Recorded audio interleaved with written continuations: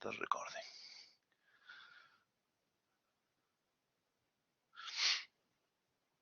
Bien, acá pongo una bandita. Entonces, esta es cortita porque continuidad es básicamente como nos pasaba en análisis 1, ¿sí? Que el límite exista y valga lo mismo que vale la función en el punto. Así que no hay mucha historia. Lo que hay son algunos teoremas generales como Weierstrass, etcétera, valores intermedios, las cosas que habíamos visto en análisis 1 que también se generalizan.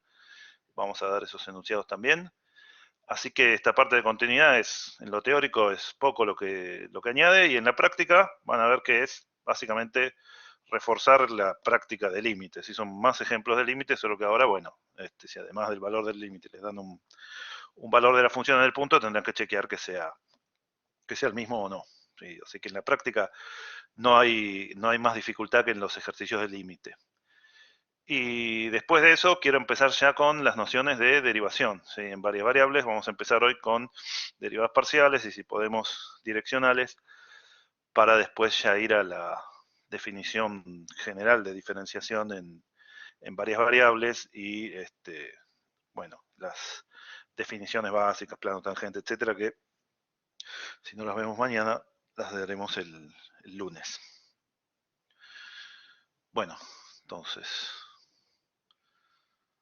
si alguien escribió algo mientras yo estaba desconectado, el chat se borra, así que si alguien me preguntó algo, etcétera, mientras yo estaba yendo y viniendo, vuélvemelo a decir.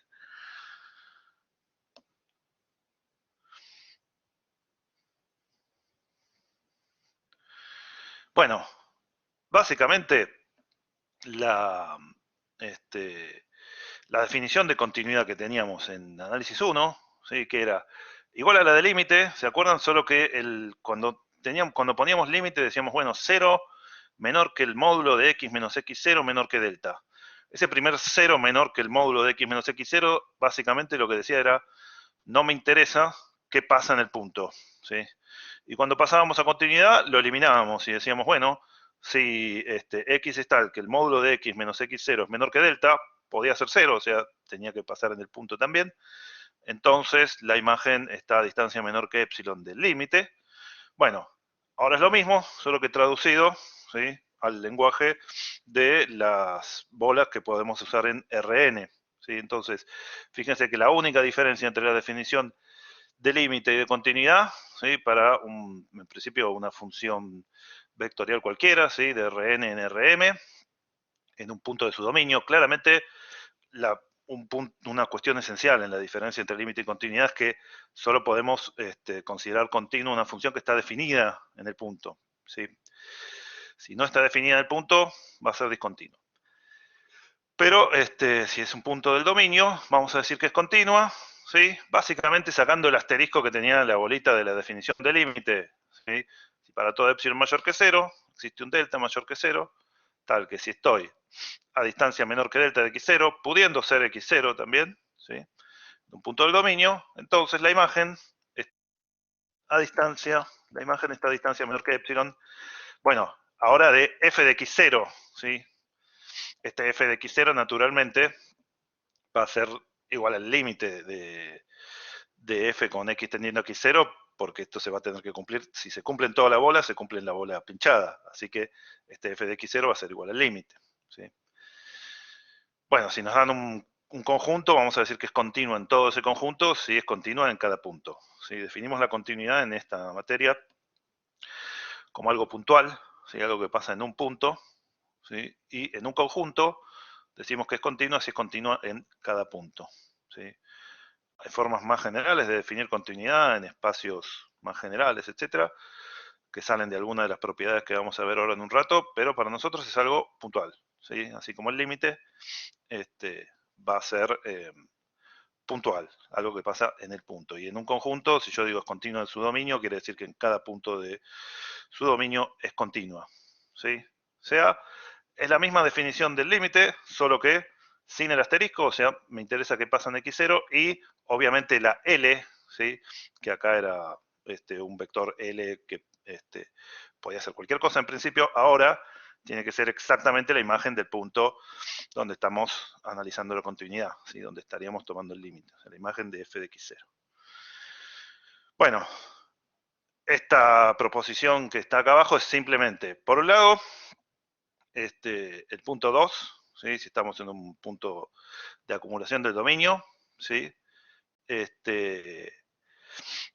La función va a ser continua si solo si el límite es lo que vale del punto, ¿sí? Es lo que decíamos acá. ¿Está bien? Si yo me puedo acercar tomando límite, esta definición tiene, si vale en toda la bola menos el centro, ¿no? Porque vale en toda la bola. Y entonces, este valor que está acá, f de x0, tiene que ser exactamente el límite. ¿Sí? Si el límite fuera otro, no podría caer en esta bolita, caería en una bolita alrededor de ese límite. Entonces, punto 2 nos dice, si puedo tomar límite, entonces la función es continua si solo si el límite es igual a lo que vale en el punto. ¿Está bien? ¿Qué le añadimos acá? Bueno, nosotros tomamos límite en puntos de acumulación. Si hay un punto aislado del dominio, en ese punto no podemos tomar límite porque básicamente las bolitas pinchadas alrededor de ese punto son vacías, ¿sí? O vacías, son la intersección con el dominio va a ser vacía, entonces no tiene sentido decir que la imagen pertenezca a cualquier bolita. En ese caso, como es imposible contradecir esta afirmación, vamos a decir que siempre es continua en los puntos aislados, es una cuestión lógica, ¿no? Si uno dice, bueno, cuando me acerco al punto las imágenes se acercan a f de x0, que no pase eso querría decir que hay puntos cercanos a x0, tales que las imágenes son distintas de f de x0. Pero como no hay puntos cercanos a x0, no, en ningún punto aislado se podría contradecir esto, porque acá me va a dar vacío, con lo cual esto va a ser verdadero siempre. Ya si esto es vacío, f de x no existe, y esta afirmación es verdadera trivialmente. Entonces en los puntos aislados ni analizamos. La continuidad en los puntos aislados es continua porque no hay forma de acercarse al punto, con lo cual uno no podría acercarse y que valga distinto de lo que vale en el punto. Si uno se acerca al punto es porque ya está en el punto. ¿Sí? El único punto de esta intersección va a ser x0, en cuyo caso obviamente cae en cualquier bolita de esta porque esta distancia es 0. Entonces, en los puntos aislados es trivial la continuidad. En los puntos no aislados, en los puntos de acumulación, o sea, donde podemos tomar límite, hay que comprobar que el límite valga exactamente lo mismo que el valor de la función. Por supuesto, hay que comprobarlo con las técnicas que vimos y que vienen practicando de límite, ¿sí? Ya sea por definición o usando los límites especiales, el álgebra de límites, la propiedad de cambio variable, etc.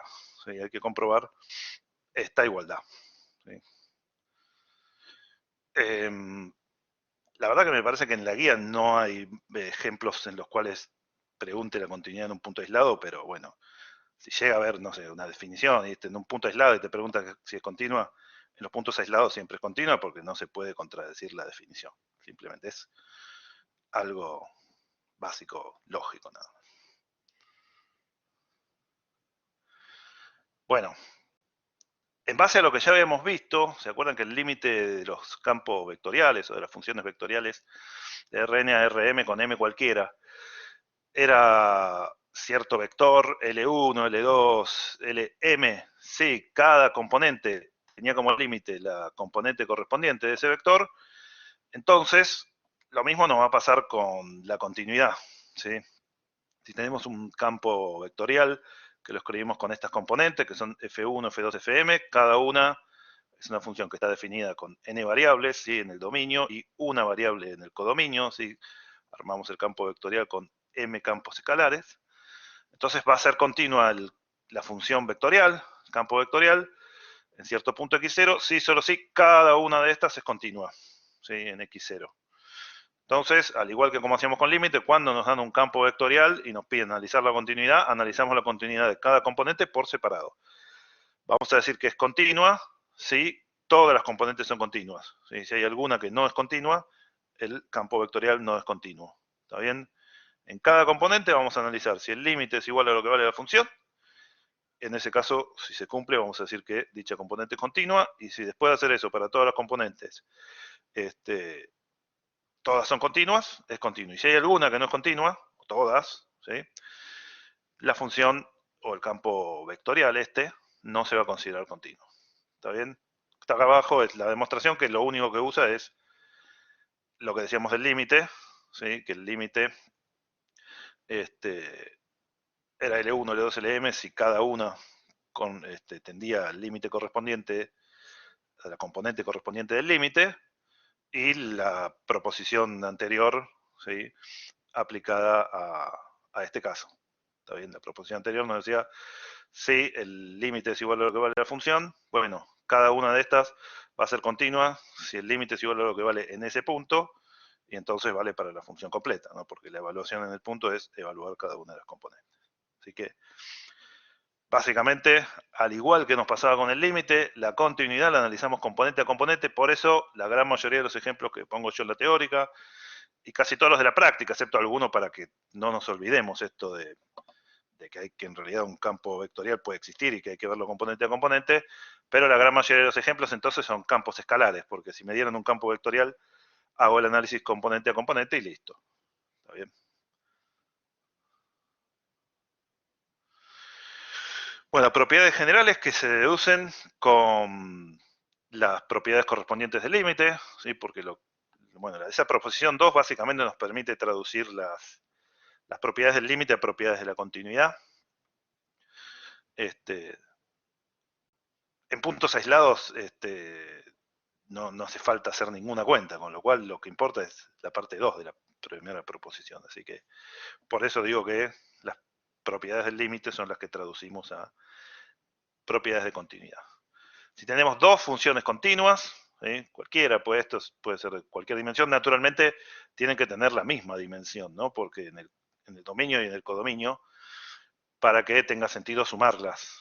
¿Sí? Uno define la función suma como la función que en un x vale f de x más g de x. Bueno, primero tienen que estar definidas en el mismo conjunto. Que estén definidas en el mismo conjunto, en principio con que sean subconjuntos de Rn y uno les pueda tomar intersección, ya está. No puede estar definido una en Rn y otra una en R2 y la otra en R3 y pensar en la suma, ¿sí?, porque no tiene sentido ahí la evaluación directamente, no los puedo evaluar en el mismo punto. Ni tampoco tiene sentido que uno tenga un campo vectorial con 3 componentes y otro con 5 componentes, porque en la suma no se puede hacer. Entonces tienen que tener o bien el mismo dominio, o bien estar ambos dominios en Rn y tomar la intersección. Y importante sí que la dimensión del codominio sea la misma, porque si no, no se puede hacer la suma. ¿Está bien? Bueno, si tengo dos funciones vectoriales continuas, en cierto punto x0, la suma es una función continua, ¿sí? Obviamente porque el límite de la suma es la suma de los límites, y el límite, perdón, y la evaluación de la suma es la suma de las evaluaciones, ¿sí? F más G en x0 es F en x0 más G de x0. Así que la suma de continuas es continua. Si tenemos una función continua, ¿sí?, y multiplicamos por un escalar, ¿sí?, por 3, 5, pi cuadrado, 1 sobre e, cualquier cosa, al igual que nos pasaba con el límite se multiplicaba por el escalar correspondiente, ¿sí? Entonces, acá el límite de k por f va a ser k por l. Y k por f en x0, ¿sí?, o kf evaluado en x0 va a ser k por f en x0. Así que pasa lo mismo que pasaba en el límite. Cuando multiplico una función continua por un escalar, sigue siendo continua en el punto, ¿sí? Multiplicar por un escalar no la vuelve discontinua. ¿Podría uno tener una función discontinua, multiplicarla por un escalar y hacerla continua? ¿Se les ocurre un caso en el cual haya un escalar particularmente violento? Claro, exactamente. Si yo multiplico una función por 0, por más que fuera espantosa, como dice Jeremías, se vuelve 0 y es continua. ¿Sí? Así que esto no es un ida y vuelta por el 0. Si este k dijera distinto de 0, bueno, si k por f es continua, f también. No lo anuncio así en general porque, como dice él, si multiplico por 0, la función se vuelve constante, que son continuas las funciones constantes. Así que no es un sí, solo sí, por el 0. Pero si dijéramos distinto de 0, podemos hacer la vuelta. Bueno, si tengo dos campos escalares con el mismo dominio o con dominio en Rn y los interseco, ¿interseco o intersecto? Bueno, yo voy a decir interseco. Hago la intersección. Eso estoy más seguro. Bueno, tengo dos campos escalares con el mismo dominio, AR, y un punto de ese dominio. Si ambos son continuos en x0, el producto es continuo. El producto de funciones continuas es continua. Naturalmente, acá claro que son campos escalares porque así puedo hacer el producto. Sin embargo, hay, si estos fueran campos vectoriales, ¿qué conocen productos entre vectores, no? ¿Cuál es el producto más sencillo que hacen entre dos vectores de, no sé, de R2 o de R3? ¿Se acuerdan? El producto escalar. Bueno, si yo tengo dos vectores, claro, el producto punto escalar interno, ¿sí? Que es, lo escribo acá, esto es el lápiz. Si tengo, no sé, F1, F2 por G1, G2, esto sería F1 por G1 más F2 por G2, ¿no? El producto que me están comentando Ignacio y Jeremías es el producto componente a componente sumado. Naturalmente, en base a la propiedad esta de que el producto de continuas para campos escalares es continuo y a la propiedad 1 de que la suma es continua, si yo tengo dos vectores, que son dos funciones vectoriales, dos campos vectoriales, que son continuos, el producto interno o escalar también es continuo, porque es una suma de productos de campos escalares continuos. Así que podríamos también enunciar esto para el producto punto, ¿sí? Y para otros productos que vamos a ver después, que son, no sé, el producto vectorial, etcétera, también, porque siempre va a surgir como producto de campos escalares continuos. ¿Está bien?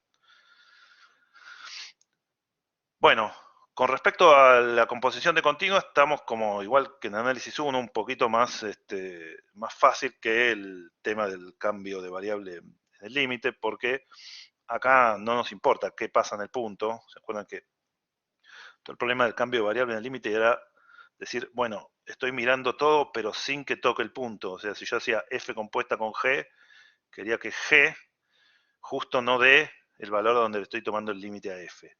Bueno, ahora ya no me importa más si todo es continuo, ¿sí? Si yo tengo una función continua g en cierto x0, ¿sí? Y una función f definida en algún dominio, tal que este i0 está en el dominio de f. Que f es continua en la imagen esta de x0, en i0, y g es continua de x0, la composición es continua en el punto. ¿Sí? Si compongo dos funciones continuas, la de adentro continua en el punto donde estoy tomando límite, y la de afuera, la última, continua en la imagen de ese punto, bueno, la composición de continuas es continua y, bueno, se puede probar con la definición que dimos de continuidad al principio o usando la propiedad correspondiente del límite, ¿sí? De cualquiera de las dos formas. Entonces, composición de continuas es continua. Entonces, a ver si tengo los ejemplos ya en la siguiente hoja. Bueno, tengo algunos ejemplos, van más desde lo básico los ejemplos, pero eh, ahora, por ejemplo, en la página que viene empezamos a ver los ejemplos, pero ya se les ocurren los ejemplos. ¿Qué ejemplos ya vimos que yo les dije, bueno, esto es lo que la clase que viene vamos a llamar continuos? Los que la clase pasada llamamos como.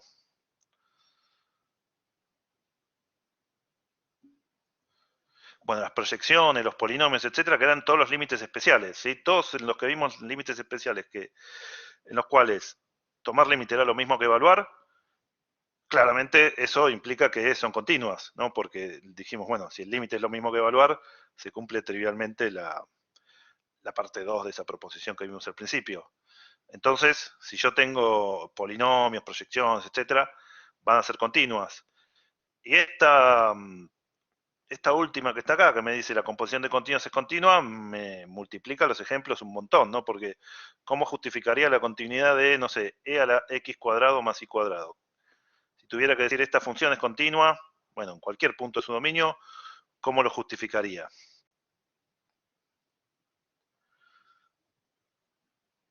Creo que hay algún ejemplo más abajo, pero este ya es más sencillo. ¿A alguien se le ocurre cómo lo justificaría?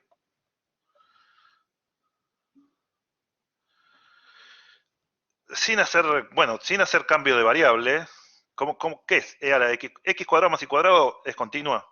Claro, exactamente. Como Nicolás dice, x cuadrado más y cuadrado es continua porque, bueno, lo que decía recién, vimos que tomar límite es lo mismo que evaluar para un polinomio.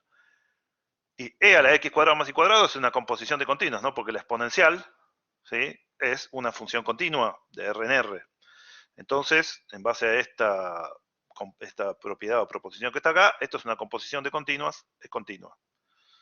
¿Está bien? Entonces, con las funciones continuas que ya conocen de análisis 1, ¿sí? La definición, tanto la definición como la proposición esa que usamos para mirar continuidad, en el caso en el que Rn y Rm son R, ¿sí? Cuando n y m son 1, coincide exactamente con la definición que vimos en análisis 1. Así que todos los ejemplos de funciones continuas que teníamos en análisis 1 siguen siendo continuas. Y entonces acá, por ejemplo, cuando el codominio de f es R, ¿sí? Podemos, el dominio y el codominio de f son R, podemos usar los que ya conocíamos de análisis 1 con los que fuimos agregando ya la clase pasada y que ahora voy a recordar en la siguiente diapositiva. ¿Está bien? Así que tenemos un montón de ejemplos de funciones continuas cuando solo usando los que ya vimos de límites especiales y las funciones continuas que ya conocemos de análisis 1. Bueno, entonces, las proyecciones, que es de xy tomar x, o de xy tomar y, o de x1, x2, xn tomar xj, son todas continuas, ¿sí? La desigualdad es exactamente la misma que vimos la otra vez, solo que acá no le pongo 0 menos, ¿sí? Así que acá la distancia entre pi1 de xy y pi1 de x0 y 0, que es el módulo de x menos x0, es menor o igual que la norma del vector que tiene ax menos x0 y menos y0, que es menor que delta. Si tomo delta igual a epsilon, tengo la definición de continuidad, ¿sí? O, más fácil, diría, bueno, esta función es un polinomio o es una de las que ya probamos, ¿sí? No hace falta volver a probarlo, ya probamos que en estas funciones tomar límite es lo mismo que evaluar, porque son funciones especiales, ¿sí? Esta desigualdad ya la habíamos probado la otra vez. Y entonces, la función evaluada vale x0, el límite que evaluar porque es un límite especial, listo, continúas. Bueno, naturalmente, con las propiedades que son funciones especiales o límites especiales, como vimos la otra vez, o usando que el producto de continuas es continuo y que la suma de continuos es continua y que el producto por un escalar es continuo, la continuidad de las proyecciones implica que todos los polinomios multivariados son continuos, ¿sí? En 2 variables, en 3 variables, en n variables, los polinomios multivariados, ¿sí? Que corresponden a sumas de productos de potencias de las variables, son todos continuos, ¿sí? Porque son suma de continuos, básicamente, productos de continuos sumados. Entonces, todos los polinomios son continuos, ¿sí? Eso ya está demostrado, no hace falta demostrarlo, se puede usar. Así como los límites de los polinomios podemos tomarlos evaluando, porque ya lo probamos en la teórica de límites especiales, que los polinomios son continuos. Cuando sea necesario, lo vamos a poder usar, ¿sí?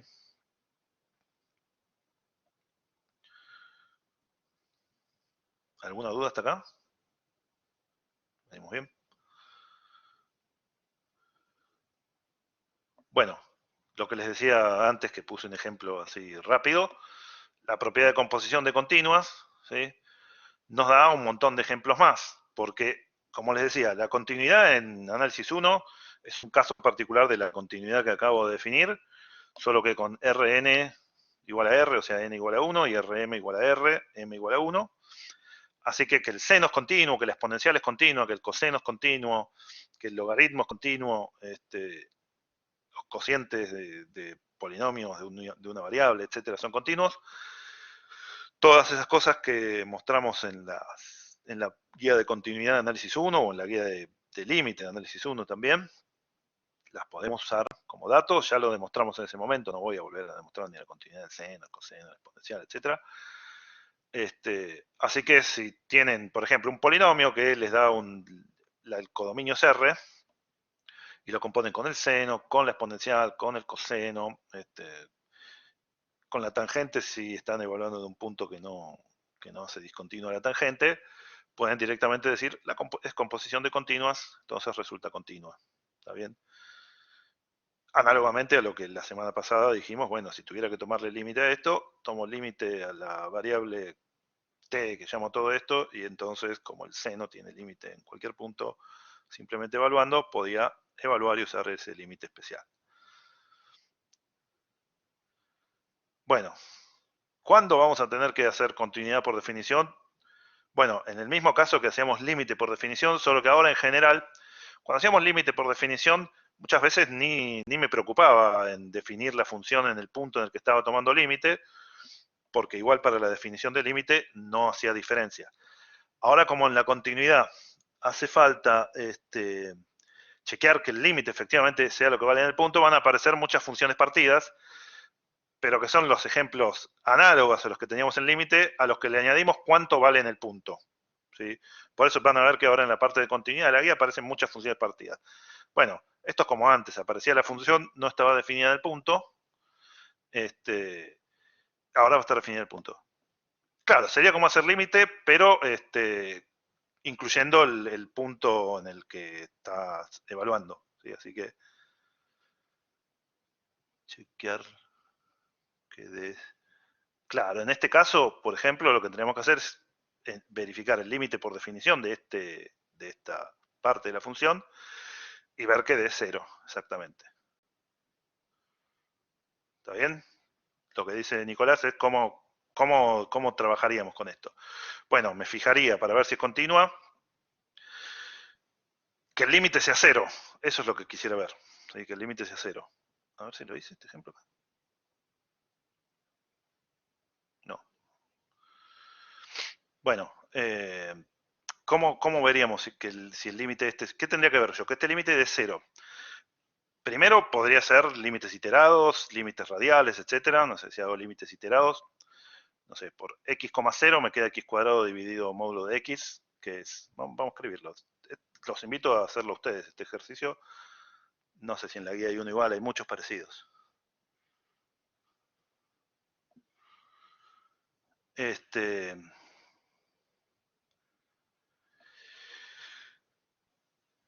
Lo que haríamos, límite, tomamos módulo, ¿sí? Para los puntos donde no estamos en 0, 0.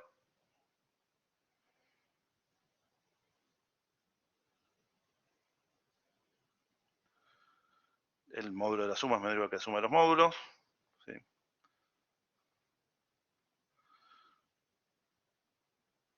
¿Sí? Bueno, acá cada uno de estos lo podemos acotar, el módulo de x lo podemos acotar por la norma de xy.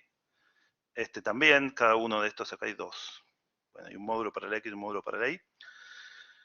Entonces, cada uno de los de arriba es menor que la norma al cuadrado. Podemos poner la norma al cuadrado. No, estoy haciendo mal, no me conviene. Me conviene antes. Ah, es cierto que no puedo borrar.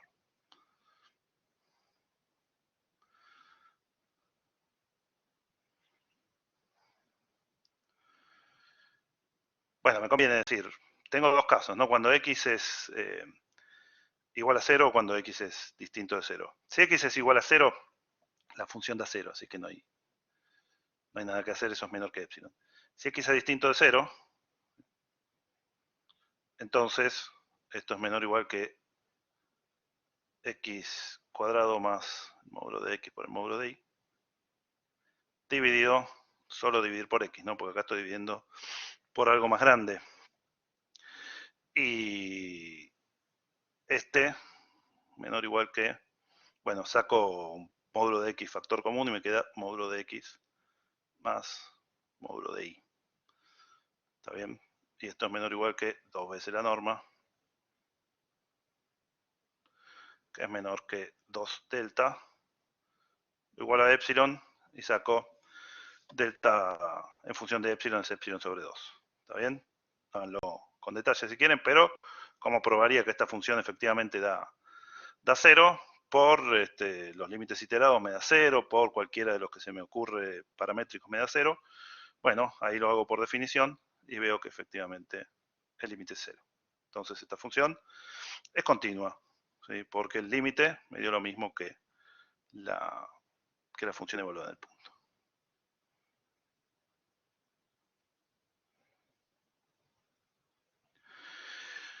Bueno, entonces en la práctica lo que van a hacer es como ese ejemplo que hice yo recién, pero con funciones más feas, menos feas, ¿sí? son extensiones, si se quiere, de los ejercicios de límite, solo que ahora hay que comprobar que el límite, bueno, si no existe el límite, naturalmente la función no es continua, y si existe hay que comprobar que valga exactamente lo mismo que vale en el punto, ¿sí? Así que básicamente son, en términos prácticos, análogos a los ejercicios de límite, los ejercicios de continuidad. Bueno, y lo que quiero brevemente dar son algunas propiedades, ¿sí?, que nos van a servir después. No, en la práctica esta, con lo que di recién, ya pueden terminar todo, ¿sí?, que es lo que van a hacer, calculo que mañana, o mañana un poquito el jueves. Creo que mañana lo pueden hacer todos. Pero hay algunos resultados que nos van a servir después cuando veamos optimización, cuando veamos integración, etcétera, que son análogos a resultados que teníamos en análisis 1 y que ya usaremos. Bueno, y básicamente lo que tienen estos teoremas es que le hacen las funciones continuas a los conjuntos de Rn. ¿Está bien?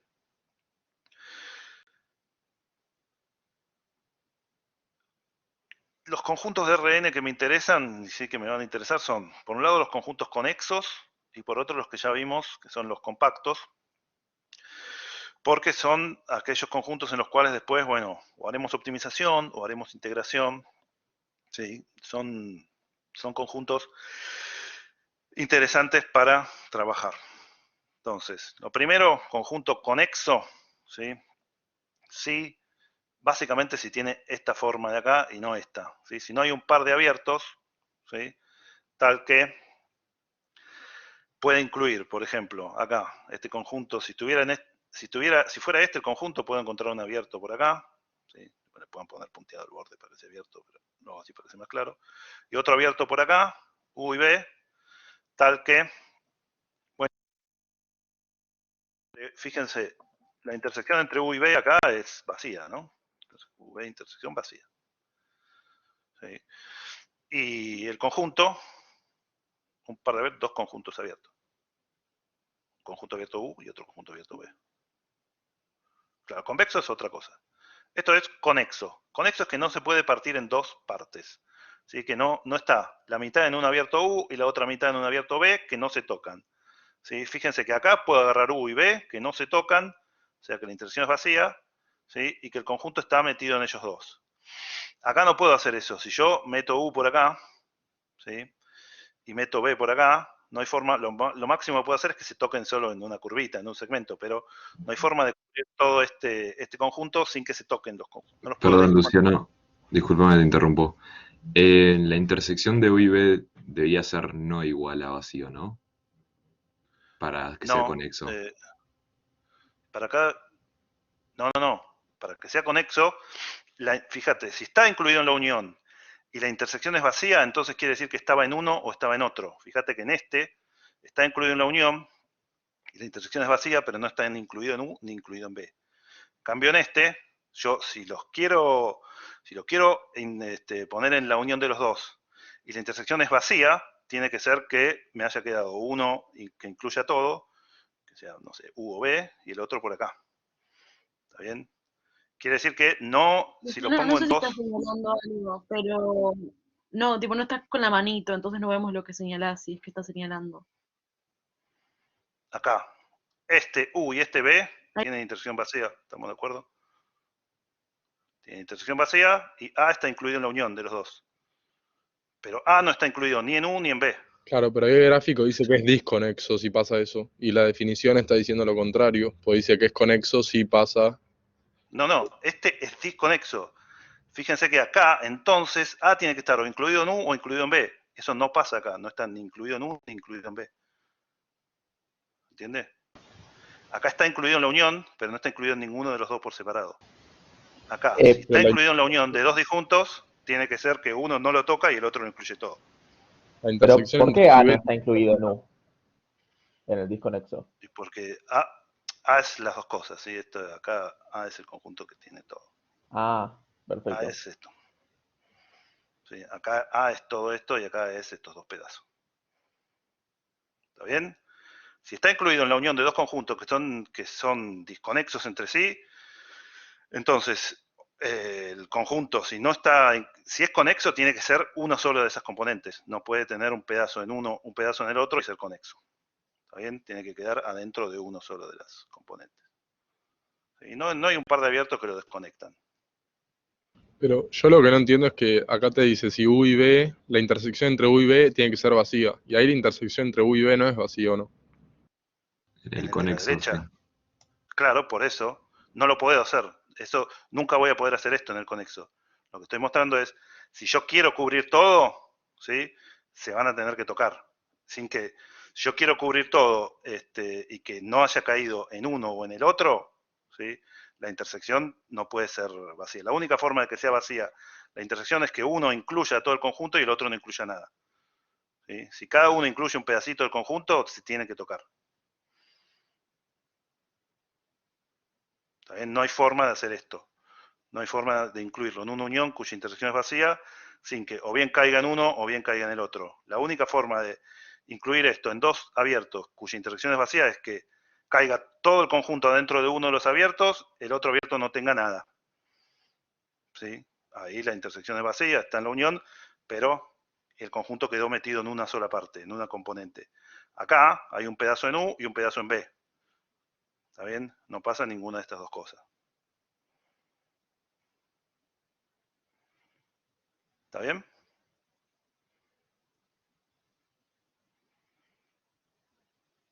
En el conexo, siempre que quiera hacer esto de acá, no voy a poder. ¿Sí? Si quiero que esté incluido, la única forma de que pase esto es que sea esto de acá, que sea uno no tiene nada, el otro tiene todo. ¿Está bien? No un pedacito cada uno. ¿Está bien? Perdón, Luciano, ¿lo podés volver a explicar? Porque no, yo no lo entendí. En este conjunto puedo agarrar un abierto U que tenga un pedazo, un abierto B. Bueno, acá intenté que no se toquen, ¿no? Imagínate que lo hice bien. Sí, sí, sí, perfecto. Tal que hay un pedazo de A en U, otro pedazo en B, ¿sí? Y U intersección B es vacío. ¿Está bien? Este se puede desconectar. Porque puedo poner un cacho en U, un cacho en B, y la intersección es vacía. En este, Ok. si yo quiero poner un cacho en U y un cacho en B, no hay forma, ¿sí? Si yo lo hago en intersección vacía, me falta un pedazo siempre. Si yo quiero cubrir todo, no pueden tener intersección vacía. ¿Cuál es la única forma de que quede incluido en la intersección, la unión, perdón, y la intersección sea vacía? Entonces, tengo que agarrar todo este con uno y el otro dejarlo sin nada. ¿Sí? La única forma es esa. Entonces no los puedo desconectar, no puedo agarrar dos abiertos que no se toquen y que el conjunto esté un pedazo en un abierto y otro pedazo en otro. Si está un pedazo en un abierto y un pedazo en otro, se tienen que tocar. ¿Sí? ¿Está bien? Sí, perfecto. O sea, lo tomás como un conjunto cuando es conexo. En ambos casos es un conjunto, lo que pasa es que en el conexo tiene una sola componente, se dice. ¿Sí? Como que no lo puedo partir o desconectar. ¿Está bien?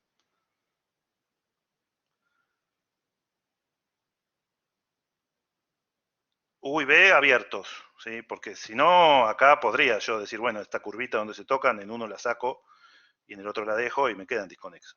O sea, me queda intersección vacía. Acá, si estoy considerando esto, lo hago siempre con abiertos, para no dejar un pedazo del borde y otro pedazo no. ¿Está bien? Bueno, en R, los únicos conjuntos conexos son los intervalos, ¿sí? Intervalos abiertos, intervalos cerrados, intervalos finitos, intervalos infinitos, rectas, semirectas, intervalos que tengan un solo punto, si el cerrado B, son los intervalos. En Rn, ¿sí? En principio, no sé, las bolas son conexas, hay muchos conjuntos conexos, la unión de conexos que compartan algún punto va a ser conexa, en general. Bueno, no volví a definir compacto porque ya lo definí en la clase de topología.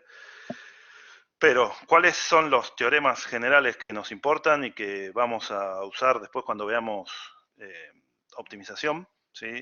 e integración? ¿Qué es lo que le hacen las funciones continuas a los conjuntos compactos y a los conjuntos conexos? Los compactos, ¿se acuerdan? Quería decir cerrado y acotado. Si yo tengo un conjunto compacto y aplico una función continua, ¿sí? O sea, me fijo la imagen de ese conjunto compacto por una función continua, entonces la imagen de ese compacto es compacto, ¿sí? Esto es equivalente a que la imagen de un intervalo cerrado y acotado por una función continua en R era un intervalo cerrado y acotado, ¿sí? Que iba del mínimo al máximo de la función. Bueno, esto es más general, porque en principio este compacto puede tener cualquier forma. La imagen de un compacto por funciones continuas es compacta, ¿sí?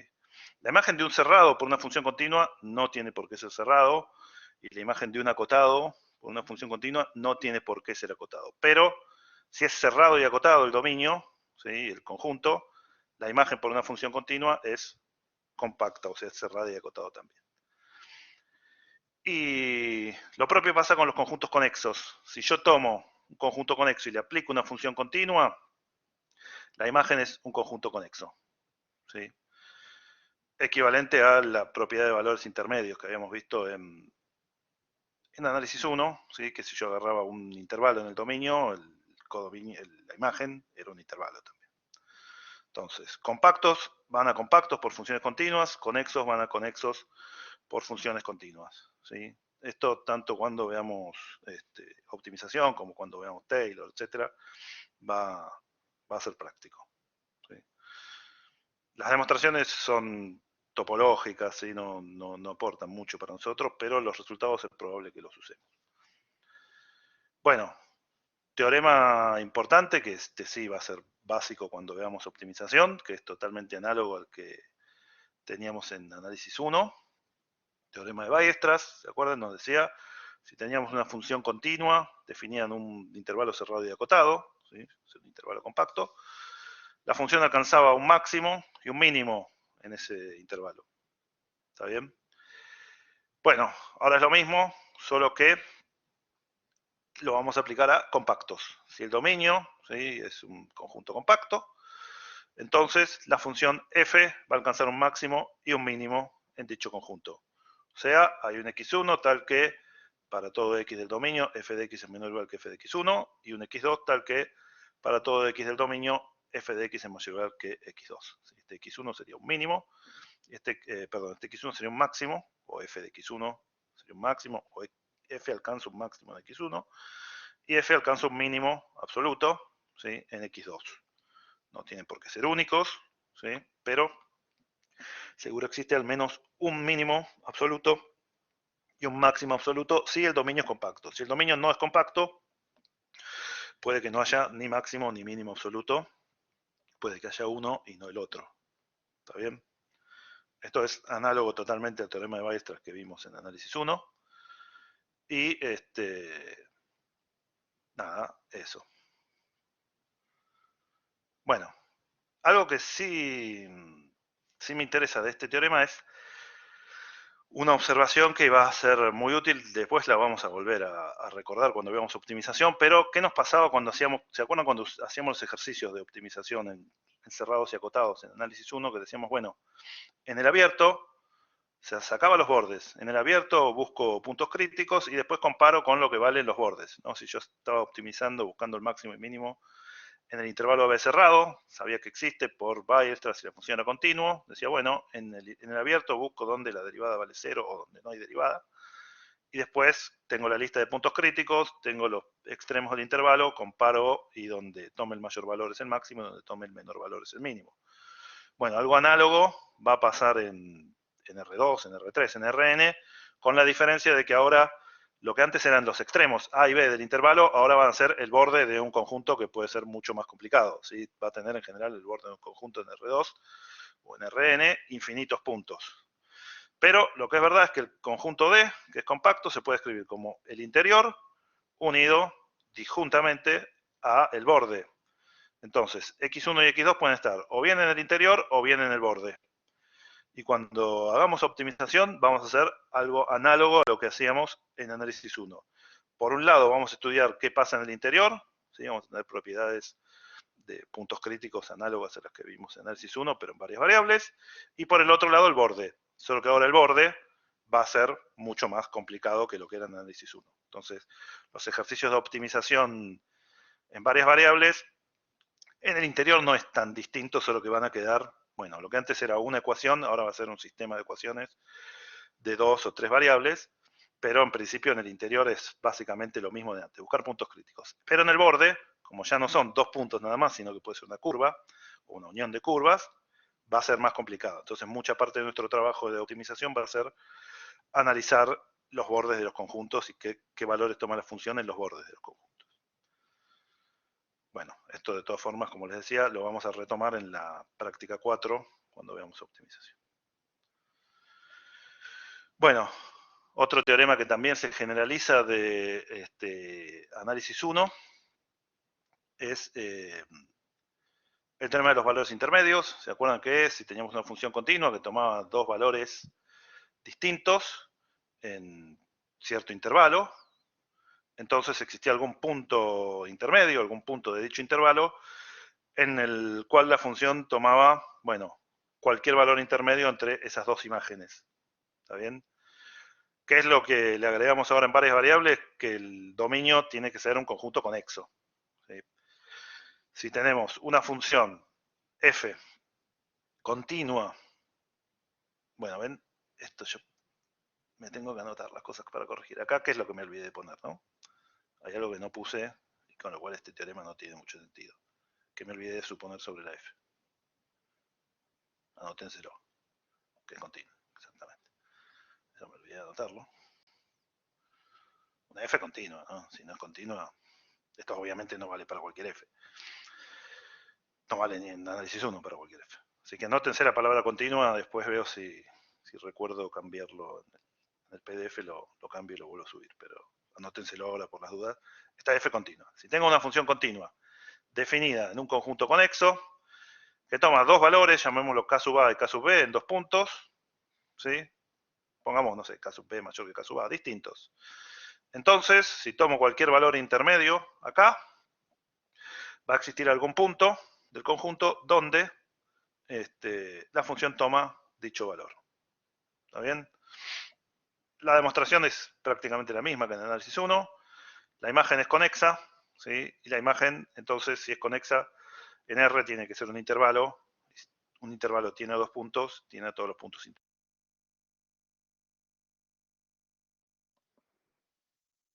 Así que la demostración es sencilla, pero lo importante es que vale teorema de valores intermedios. Si estoy en un conexo y la función continua toma dos valores cualquiera, toma todos los valores intermedios. En un conexo. ¿Sí? Naturalmente en un disconexo no, porque podría, no sé, tener un pedazo donde fuera constante, otro pedazo donde fuera otra constante y no toma los valores intermedios porque no pasa uno continuamente de un pedazo, de una componente conexa a la otra. Bueno, estos teoremas, como les decía, los vamos a usar más cuando veamos optimización y cuando veamos integración, pero dado que hacen a la noción de continuidad, prefiero darlos ahora que tenemos fresca la noción de continuidad y que sobre todo estoy haciendo analogías con lo que pasa en análisis 1 para que los entendamos más fácil y después cuando los usemos, ¿sí? Sea simplemente recordarlos. Bueno, entonces, continuidad en la práctica la van a terminar, calculo mañana, o lo sumo principio el jueves. Los ejercicios prácticos son extremadamente análogos a los de límite, solo que le van a agregar, bueno, comparar con lo que vale la función en el punto. Así que en términos prácticos no van a encontrar gran diferencia entre la segunda mitad de la guía y la primera, solo que bueno, hay que mirar qué pasa en el punto, van a aparecer más funciones partidas, porque bueno, no tiene sentido analizar continuidad si no está definida el punto, así que muchas de las funciones que en la primera parte estaban solo definidas en cierto dominio, ahora se les agregará algún punto que no estaba definido ahí en el dominio natural de la fórmula para chequear si el límite justo vale lo que vale en ese punto. ¿Está bien? Pero por lo demás no van a tener problemas porque la práctica es muy similar a lo que era la práctica de límite. Exactamente. Pueden terminar la guía 2. Y ahora voy a empezar con los temas de la guía 3.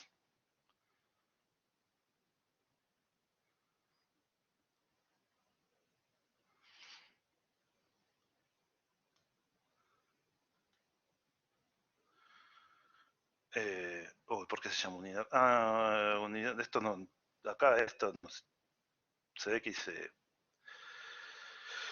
copy paste, pero esto no es la unidad 4, ¿no?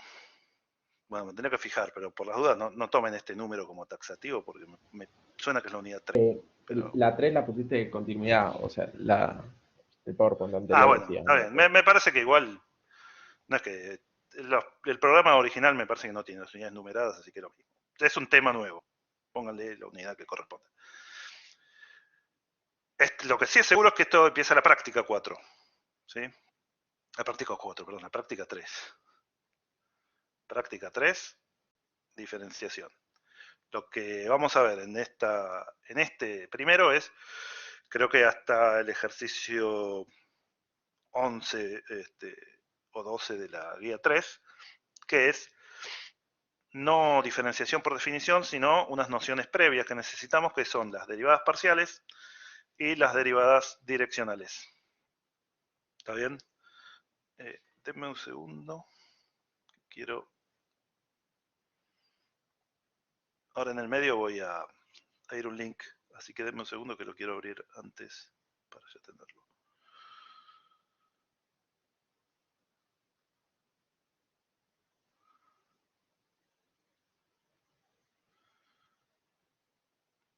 Clase 1.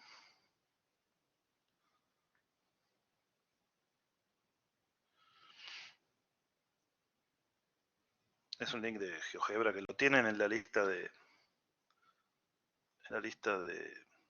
límites de links que tienen ahí. Ahora no me lo abre, ¿qué le pasa a esto?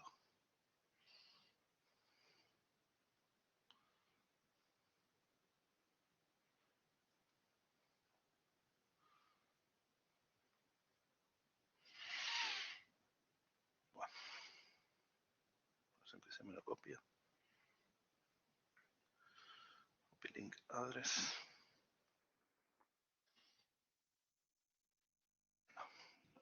Quiero abrir antes porque quiero cambiar un poquito la función que está por defecto. Hay una que se ve un poco mejor. Bien, ahora sí.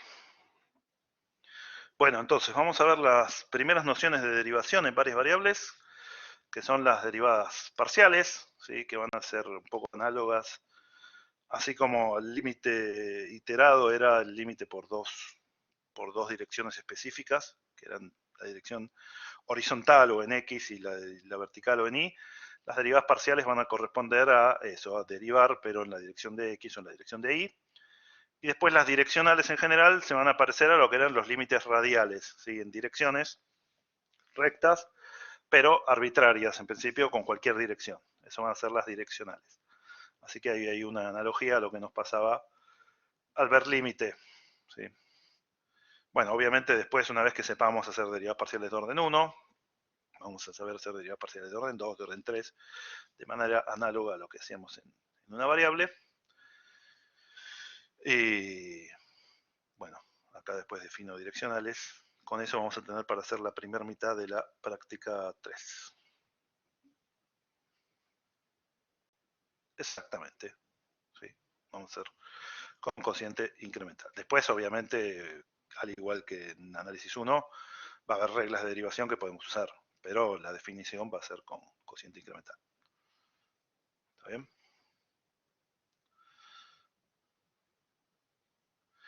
Bueno, entonces, recordemos, como siempre, el concepto de análisis 1 que vamos a querer generalizar en esta unidad, y el concepto es la derivada. ¿Sí? Decíamos que una función f era derivable en un punto x0 de su dominio, si existía y era finito el límite del cociente incremental. O sea, si yo hacía el incremento en f al pasar de x0 a x0 más h, ¿sí? Hacía f de x0 más h menos f de x0, dividido el incremento, si este límite existía cuando el incremento tendía a 0, y daba un número finito, decíamos que la función era derivable y el valor de la derivada era el valor de ese límite y lo escribíamos como f' de x0 o como df de x en x0. ¿Está bien? ¿Y qué significaba o cómo lo interpretábamos el valor de la derivada, ¿sí? Y el concepto de derivabilidad? Geométricamente era la pendiente de la recta tangente, ¿sí? La velocidad instantánea a la que cambia la función en ese punto. Entonces, ¿qué nos dice esto? Nos dice, bueno, que existe la recta tangente, o sea que la función es suave en ese punto, porque le puedo apoyar una recta de manera unívoca, una recta tangente, y que, bueno, que la pendiente de esta recta es finita. ¿Está bien? Esa era la idea de derivada univariada.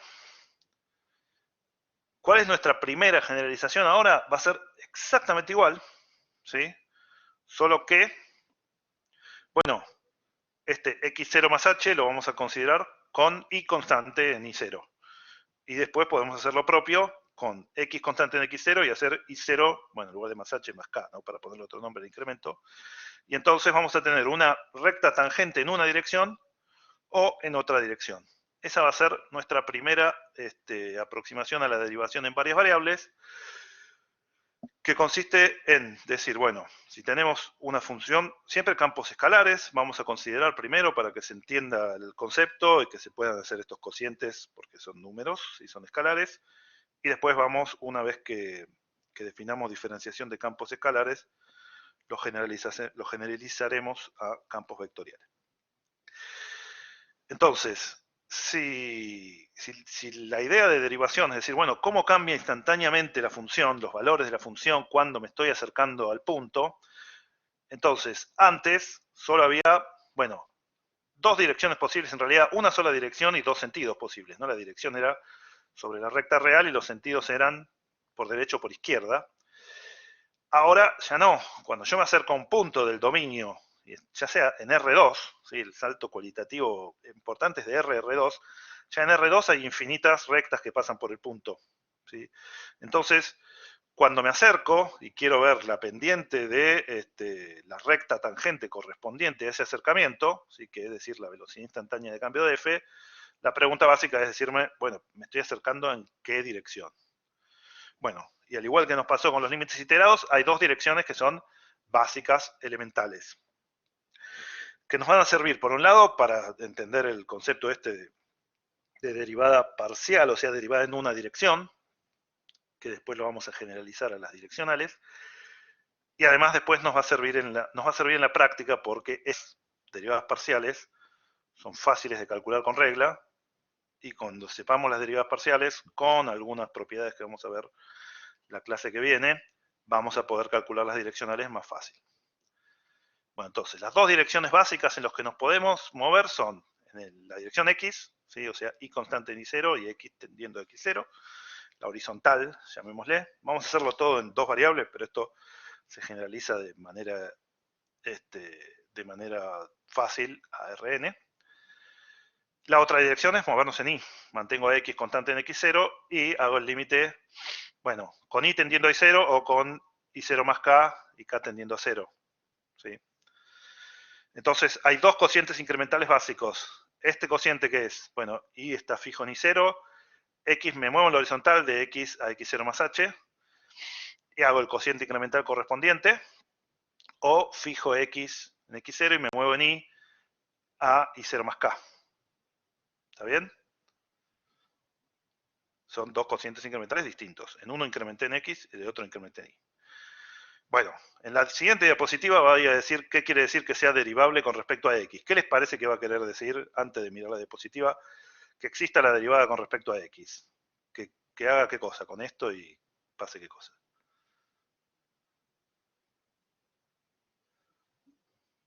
Que dé un número cuando h tiende a 0.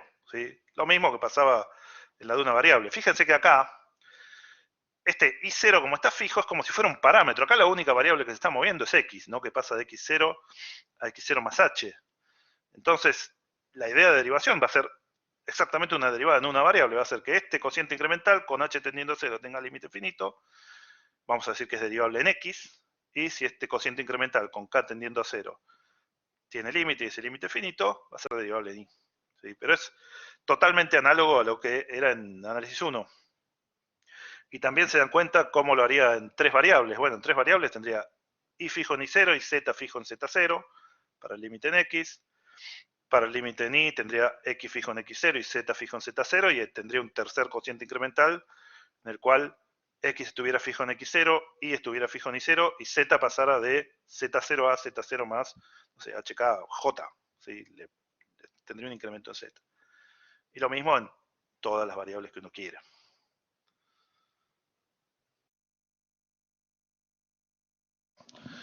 Entonces acá ponemos las definiciones formales, pero que es lo que intuimos de acuerdo a la definición en análisis 1 y lo que acabamos de observar de los incrementos que podemos definir. Algo que en general vamos a tomar tanto cuando veamos derivadas parciales como cuando veamos diferenciación, es que lo vamos a hacer en puntos interiores del dominio, ¿sí? no en el borde. Porque esto tiene que ver con algo que vamos a ver o mañana o el lunes que viene, que es la posibilidad de poner un plano tangente, etcétera, que en los puntos de borde es más feo. Bueno, vamos a decir que f es derivable parcialmente respecto de x, el punto x0 y 0. Si hago el cociente incremental, van teniendo i0 fijo, x pasando de x0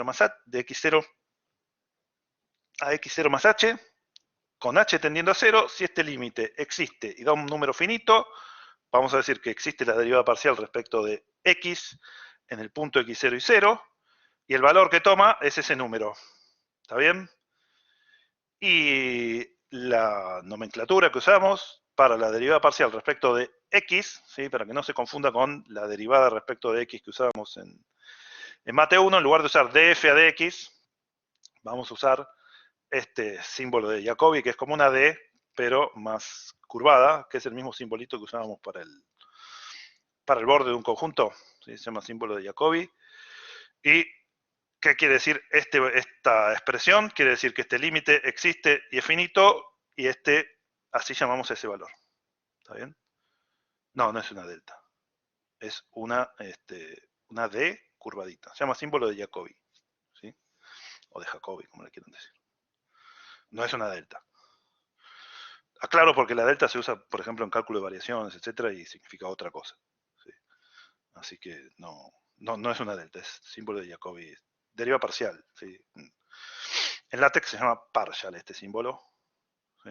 Símbolo de deriva parcial, que es el mismo que usábamos para el borde de un conjunto. ¿Está bien? No es una delta, es un símbolo especial para esto. Bueno, y análogamente en I existe la derivada parcial respecto de I en el punto x0 y 0. Si hago el límite del cociente incremental, ahora manteniendo x fijo en x0 y cambiando I de I0 a I0 más k, hago el cociente incremental, hago k tender a 0. Si ese límite existe y es finito, digo que la función es derivable parcialmente respecto de I en el punto x0 y 0, y al valor lo llamo derivada parcial respecto de I y lo escribo con la misma simbología que acá, pero aclarando que ahora la derivada es respecto de I. ¿Está bien? Bueno, entonces, ¿qué nos queda ahora para hacer? Bueno, interpretar esto geométricamente de una forma muy parecida a lo que lo hacíamos en análisis 1, y después buscar alguna forma de calcular derivadas con reglas, ¿sí? Que es lo que hacíamos en análisis 1. Nosotros, bueno, si la función era una función partida, era algo feo, lo hacíamos con el cociente incremental, etcétera, pero en general, lo que hacíamos para calcular derivadas en análisis 1 era usar las reglas de derivación, ¿sí? No sé, x a la 3, derivado era 3x cuadrado, la regla del cociente de derivadas, etcétera. Usar las reglas de derivación. Lo que vamos a ver es que las reglas esas las vamos a poder usar directamente porque, fíjense, acá, I0 está fijo, o sea, en este cociente, en lo único que se involucra I0 es como un parámetro, es decir, esto está fijo, pero la única variable que hay acá es X. Entonces, si yo esto en lugar de llamarlo F, lo llamara, no sé, F sub I0, lo llamara G, teniendo en cuenta que G está definido como F cuando mantengo a I constante en I0, esto sería G en X0 más H menos G en X0 dividido H, el límite con h tendiendo a 0. Esto sería una derivada en una variable. Entonces las derivadas parciales van a ser derivadas en una variable donde la otra variable es como que la tomo como un parámetro, como algo que está dado, está fijo. ¿Sí? Entonces se va a comportar como se comportan las constantes en la regla de derivación. Eso es fundamental en la práctica. Las derivadas parciales son derivadas de una variable. Bueno, hay muchas notaciones. Yo, en general, en la práctica uso dos nada más, que son las que acabo de dar. Bueno, df a dx, o como le quieran decir a esto, derivada parcial respecto de x, derivada parcial respecto de y como les decía, las análogas respecto de z, de w o de x3, x4, las que tengamos, dependiendo de la cantidad de variables. Esta notación es medio larga, entonces muchas veces se usa esta otra notación, ¿sí? Que es muy estándar, que es poner a f y abajo un subíndice indicando la variable respecto de la cual se derivó. ¿Está bien? F sub x quiere decir lo mismo que esto, derivada de f con respecto a x, derivada parcial de f con respecto a x. F sub y quiere decir derivada parcial respecto de y. ¿Está bien? Esta es la notación de subíndices. Y después hay muchas notaciones, ¿sí? Por ejemplo, derivada con respecto a la primera variable, derivada con respecto a la segunda. Estas notaciones a veces tienen sentido si... Bueno, acá es muy específico que yo llame x y yo llame y, pero si las variables se hubieran llamado, no sé, u y b, acá tenía que poner la derivada de f respecto de u, acá la derivada de f respecto de b, ¿sí? En u0, b0. Yo entiendo que por contexto, si la función fuera f de u y w, se entiende qué significa la derivada de f con respecto a u, que es lo mismo de recién, solo que donde decía x lo llamo u y donde decía b, donde decía y lo llamo b. Me parece que no hace falta una aclaración aparte. Esta notación de D1F es como que es más general porque, bueno, es la primera variable, la segunda variable, la tercera variable, independientemente de cómo se llame. Acá es medio específico que llamé a las variables x e y. Yo prefiero usar esta y creo que contextualmente, si yo pongo una función que depende de z y w, las derivadas parciales se entiende lo que son sin necesidad de usar una notación distinta. ¿Sí? Si pongo una función f, ahora vamos a ver ejemplos, ¿no? para calcularlo, pero en principio, si yo pongo una función f que depende de, no sé, de z y w, y después les digo, bueno, tomo la derivada de f con respecto a z, uno no le va a surgir la duda, ay, pero en el apunte estaba definida la derivada de f con respecto a x. Bueno, es lo mismo, solo que ahora la variable se llama z, ¿no? Es como cuando en análisis 1 teníamos f de x o f de t o f de u o f de z, no nos surgía la duda de qué significa la derivada, solo el nombre de la variable. Pero bueno, esta muchas veces, si hay funciones que tienen distinto nombre, las variables, etcétera, es la d sub 1 quiere decir respecto a la primera variable, en este caso z, d sub 2 respecto a la segunda. Entonces uno puede, no sé, en el enunciado decir calcule d1 y d2 y después adentro tener f de zw o f de x y se entiende igual. Yo creo que sin necesidad de usar este tipo de notaciones tan genéricas se va a entender igual. Bueno, entonces, antes de ir a las reglas de cálculo, etcétera, ¿qué mide geométricamente la derivada de f con respecto a x? Bueno, básicamente, fíjense, cuando yo hago la derivada con respecto a x, mantengo y fijo. ¿Sí? ¿Qué quiere decir que mantengo y fijo? Es como que yo dijera, bueno, mira, acá clavo un plano vertical en el dominio, ¿sí? Manteniendo a y fijo. Y solo me muevo en x. Entonces, si antes me movía por una superficie, ahora me voy a estar moviendo por una curva. Y entonces, el resultado del cálculo ese, la derivada en función de x o la derivada respecto de x en el punto, lo que nos va a dar es la pendiente de la recta tangente moviéndome en esa curva, ¿sí? Que mantiene a y constante. Bueno, como esto dicho así es medio incomprensible, acá hay un... Bueno, esto imagínense que acá hay unos gráficos, ahora vamos a ir en vivo al applet para irlo viendo. imagínense que tengo esta función, ¿no? F de x y es 2 menos x cuadrado más y cuadrado, que es un paraboloide, ¿sí? Con vértice en el 0,02 y que va para abajo. Entonces, el gráfico de la función es toda esta superficie, el paraboloide. Si yo digo, mira, fijo y, lo que pasa es que, bueno, acá creo que y es esta, lo que va a pasar es que solo me puedo mover en x, o sea, solo me voy a poder mover acá, en x. Creo que esto es lo que está acá. Fijo y, solo me puedo mover en x. ¿Está bien? Entonces, una vez que me muevo en x, se dan cuenta que esto, fijé y en este valor, llamémoslo y0. Una vez que solo me puedo mover en x, me queda, ahora ya el gráfico de la función, lo que me interesa del gráfico, no es toda la superficie, sino solo esta curvita, esta parábola que me quedó acá. ¿Sí? Si y está fijo, no me puedo mover por toda la superficie, solo me puedo mover por esta curva. ¿Se entiende eso, no? Entonces, cuando me muevo por esta curva, es como cuando estaba en análisis 1. Me muevo por una curva y la curva en cada punto puede tener una recta tangente, ¿sí? Bien definida. Si la curva es suave, tiene una recta tangente bien definida. ¿Está bien? Y entonces en cada punto puedo mirar la pendiente de la recta tangente que corresponde a ese punto de esta curva. ¿Qué es lo que puede cambiar? Por un lado, si yo cambio el x, ¿sí? Si en lugar de ser x, por ejemplo acá, x 0,5, me voy a 0,7, manteniendo el i en 1, bueno, será por acá, será otro punto. ¿Sí? Esto sería la derivada respecto de x en 0,7, 1. Pero ¿qué puede cambiar también? Podría cambiar el i. Si yo cambio el i, ¿qué es lo que cambiaría acá? ¿Me sigo moviendo por la misma curva si cambio el i o qué pasaría? La parábola es distinta, ¿sí? Me iría a una parábola que está con otro plano, un plano paralelo a este, pero en otro lado.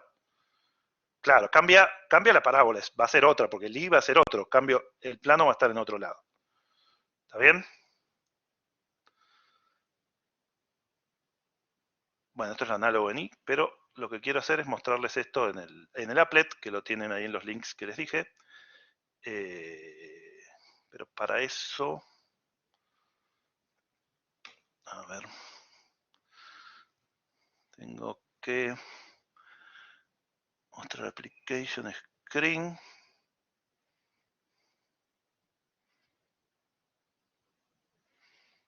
Window. ¿Cómo voy a mostrar esto?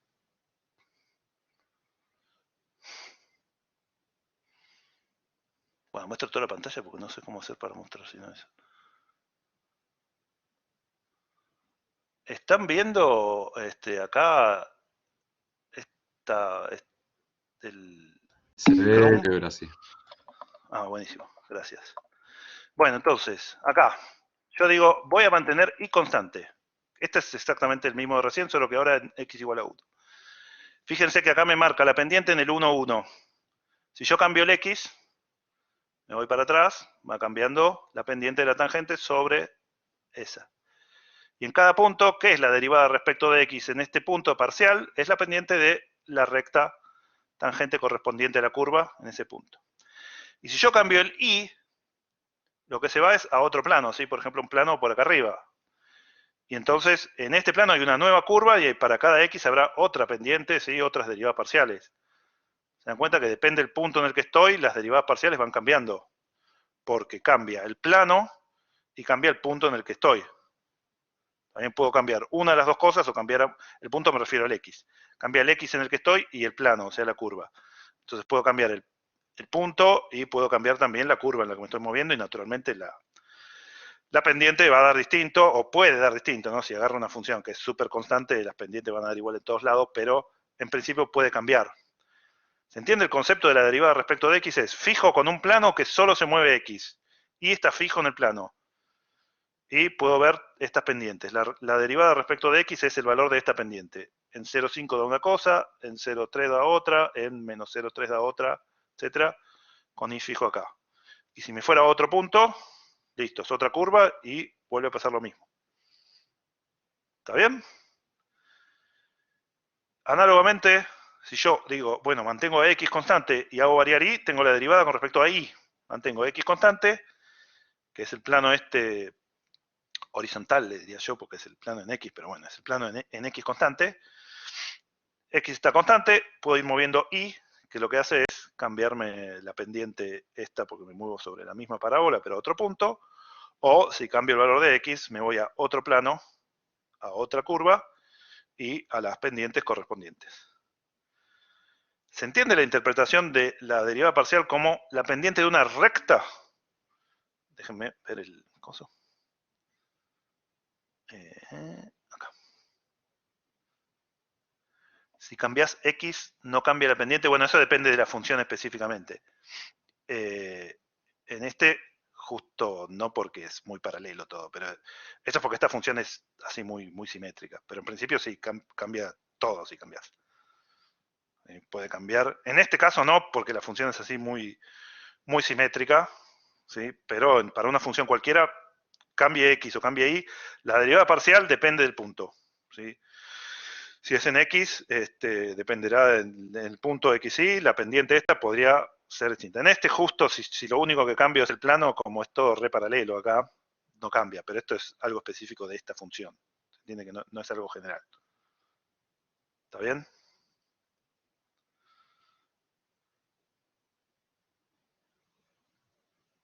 Bueno, entonces, la interpretación geométrica de las derivadas parciales es pendientes de rectas, ¿sí? Entonces, para que exista la deriva parcial, tiene que existir la recta tangente en esa dirección y tener pendiente finita. Por supuesto, ahora vamos a ver también qué pasa con las derivadas en direcciones distintas a esas. En principio podría pasar que en alguna dirección no exista la derivada parcial, en X o en Y, o en alguna dirección la direccional, que vamos a ver ahora, que lo único que cambia de la direccional a la parcial es que esos planos que eran con X fijo o con Y fijo, los vamos a poner en, por ahí, no sé, en igual X o en igual 3X, ¿sí? En algún otro plano vertical con distinta orientación, pero va a ser muy análoga. Lo importante es que estas derivadas parciales son pendientes de rectas tangentes y que lo que vamos a ver es que no es lo suficientemente fuerte este concepto porque, bueno, estos son rectas tangentes. ¿Qué es lo que podría pasar? Esta es una buena función, ¿sí? Si la miramos, vamos a ver que esta es lo que mañana vamos a llamar función diferenciable. Si esto fuera, no sé, una pista de skate, por así decirlo, yo acá me puedo mover con el skate, está bien, si es medio empinado, por ahí me voy para abajo, pero en principio me puedo mover en cualquier dirección, etc. El skate es lo que llamaríamos un plano tangente. Yo lo puedo apoyar y moverme suavemente, ¿sí? Sigo la superficie con el skate. Eso no pasa para todas, ¿sí? Aún bajo la hipótesis de que existan estas rectas tangentes, puede ser que esas rectas no armen lo que se llama un plano tangente. Entonces, estas derivadas parciales van a ser nuestra primera aproximación a la derivación, estas y las derivadas direccionales, pero después vamos a ver que hace falta algún concepto más fuerte, que es la existencia de un plano tangente. Entonces, derivadas parciales y direccionales corresponden a pendientes de rectas tangentes. Si todas esas rectas tangentes se llevan bien y las podemos meter todas adentro de un solo plano, entonces la función vamos a decir que es diferenciable, que es buena. ¿Sí? Esto es lo que vamos a ver mañana. Pero en principio, por ahora, lo único que podemos decir, si existen las derivadas parciales, es que puedo hacer este gráfico y esta pendiente existe, o puedo hacer este otro gráfico y esta pendiente existe. ¿Está bien? Pendientes de rectas por ahora. Todavía no sabemos si esas dos rectas o a ver, bueno, acá no me deja hacer las dos a la vez, pero si hiciera las dos a la vez, lo hago rápido, cosa que el cerebro compete. Fíjense que esta recta y la otra que me dibuja, se ve que quedan en un mismo plano. Pero bueno, eso no siempre va a pasar. ¿Está bien? Que las dos rectas, o que todas las rectas de las correspondientes a las derivadas direccionales caigan en el mismo plano y ese plano esté bien definido, no siempre va a pasar. Pero por ahora tenemos ese concepto. Bueno, vuelvo al PDF, si se entendió. Después, si quieren, pueden revisar este applet de GeoGebra, que lo tienen, bueno, en el PDF está el link, y en el campus hay una lista de links, que entre ellos, casi seguro que puse estos. Que vuelvo al PDF.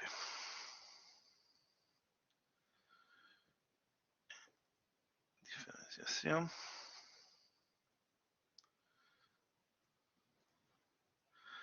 Bueno, entonces, derivadas parciales son las pendientes de las rectas tangentes correspondientes. Bueno, en este caso, por ejemplo, con x fijo, me muevo en y, tengo esta recta tangente. Bueno, entonces, voy a hacer primero hay dos derivadas por definición. Y lo que va a ser más o menos evidente a partir de este ejemplo es que lo podríamos hacer más fácil, ¿sí? Más rápido, avivándonos de lo que ya nos avivamos, que es que estas derivadas en realidad son derivadas de funciones que dependen de una variable, porque si yo fijo y igual a y0, la única variable que hay es x. Y si yo fijo x igual a x0, la única variable que hay es y. Entonces cada una de estas derivadas parciales en realidad, por más que es un concepto de cálculo multivariado, son por definición derivadas univariadas. Entonces vamos a poder usar las reglas de la derivación univariada que llamamos en análisis 1. Eso es extremadamente práctico. Bueno, vamos a, por definición, mostrar las derivadas parciales de la función x por y, ¿sí? En un punto, por ejemplo en el 3, 5.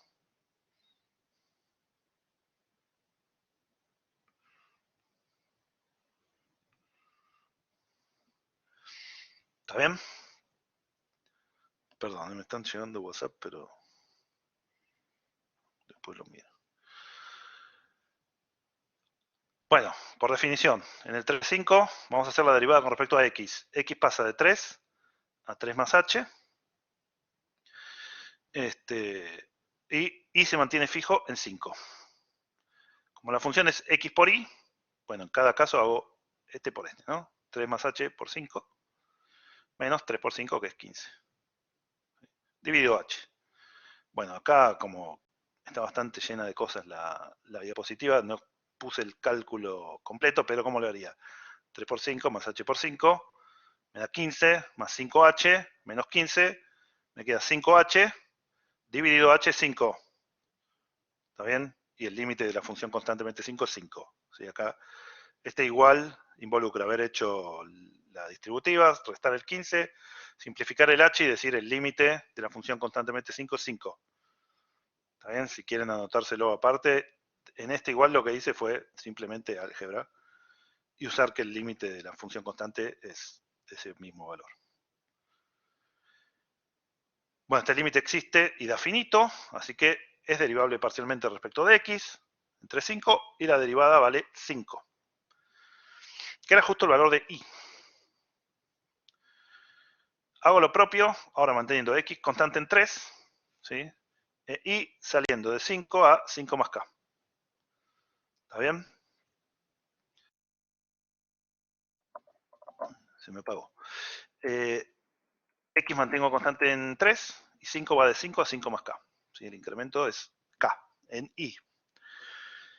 De nuevo, 3 por 5 más k acá, este es x fijo, el y es 5 más k, hago la distributiva 3 por 5 más 3 por k, bueno, juro que dije, lo revisé y estaba bien. ¿Qué error hay acá, no? Este k se convirtió en una h. No, déjenme hacerlo con Y también tableta. en el denominador, sobre ese renglón también dice el cosito el símbolo que no me sale el nombre, con un 5. Sí, Y arriba hay con una X, no sé si estará mala, sí, eso. este es una i, sí. Para mí lo voy a corregir.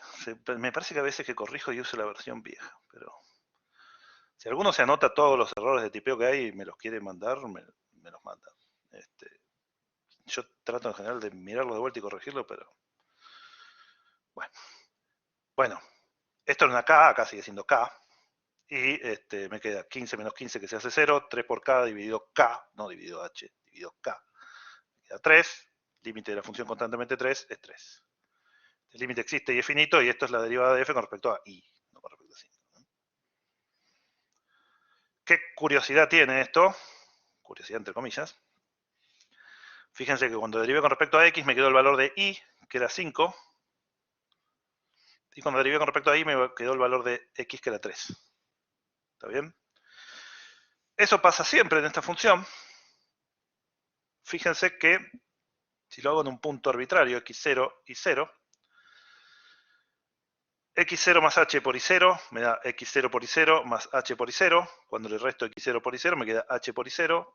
Simplifico el h, me queda la función constantemente y0. Y el resultado de ese límite es y0.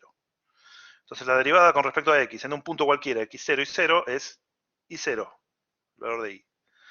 Haciendo lo propio, pero variando y, el resultado en un punto arbitrario x0 y 0 es x0, es la otra. Y eso, y la observación que ya repetí varias veces, de que si yo mantengo y fijo, solo dependo de x, y si mantengo x fijo, solo dependo de y, me lleva a la regla de que para derivar, lo que yo puedo hacer es tomar la función y decir, mira, que yo acá tenga y, si yo tuviera acá 23, ¿no? 23x, derivo con respecto a x 23x, ¿qué me da? 23. Si tengo pi cuadrado por x, y lo derivo con respecto a x, me queda pi cuadrado.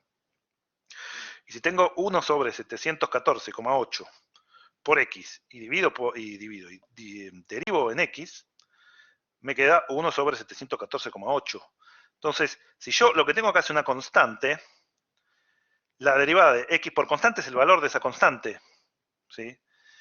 Y entonces, si cuando yo estoy diciendo justamente, cuando hago la derivada parcial, a la otra variable la considero constante, puedo hacer la derivada pensando que este es simplemente el nombre de una constante, ¿sí? La constante se llama i, pero se podría llamar pi, o se podría llamar 7. Es el nombre de una constante.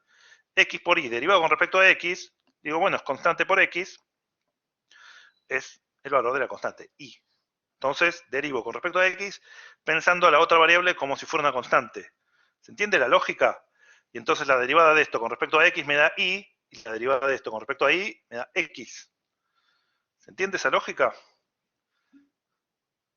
Bueno, perfecto, porque eso lo que nos permite es hacer las derivadas parciales, obviamente no cuando tenemos una función partida, no cuando hay algo feo, pero para las funciones que más o menos son manejables, podemos usar las reglas de derivación que ya sabíamos de análisis 1, porque digo, mira, la otra variable o las otras variables, si son más de 2 las variables, funcionan como constantes. Y cuando derivo con respecto a x, todas las y que aparezcan es como constante.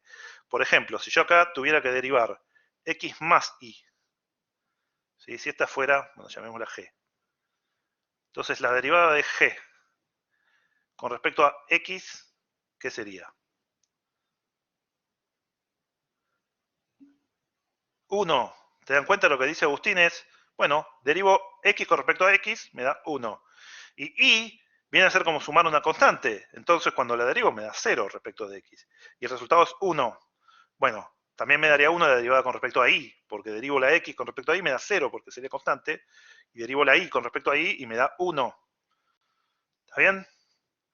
Entonces, derivar parcialmente, cuando las funciones están escritas así, con algebraicas, trascendentes, etcétera, en un punto en el cual no hay ningún problema de que sea una función partida, etcétera, vamos a poder hacerlas como hacíamos las funciones, las derivadas, en una variable, ¿sí?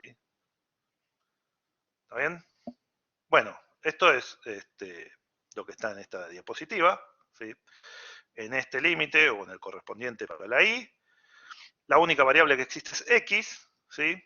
Y entonces, como y se mantiene constante en y0, simplemente la considero como un parámetro, ¿sí? Que vale y. Y la regla muy práctica en general es que la derivada con respecto a x es, pienso a y a cualquier otra variable que haya como parámetros, o sea, como constantes, y derivo con respecto a x, ¿sí? Si era x por y, me queda y, si era x más y, me queda, bueno, 1 como fue recién. ¿Se entiende la lógica, no? Es, bueno, funciona como si fueran constantes. Que la constante se llame 14 o se llame y, me da igual. ¿Está bien? Buenísimo. Bueno, y con esto entonces podemos hacer derivadas parciales de forma muy práctica. Esto no, porque ahora vamos a pasar a las direccionales que son más feas, son en direcciones más arbitrarias, y uno en la clase de hoy va a quedar la sensación de que, bueno, las direccionales son mucho más difíciles que las parciales. Pero lo que vamos a ver mañana o el lunes que viene es que si sabemos hacer las parciales y la función es buena, en el sentido que decía recién, de que todas esas rectas tangentes armen un plano tangente, vamos a poder calcular también las derivadas direccionales usando solamente las parciales y un producto con una dirección que nos den. Entonces, las derivadas parciales son no solo las más sencillas de calcular por esta regla, sino las más prácticas porque las vamos a usar para calcular todas las otras direccionales. Bueno, otro error más.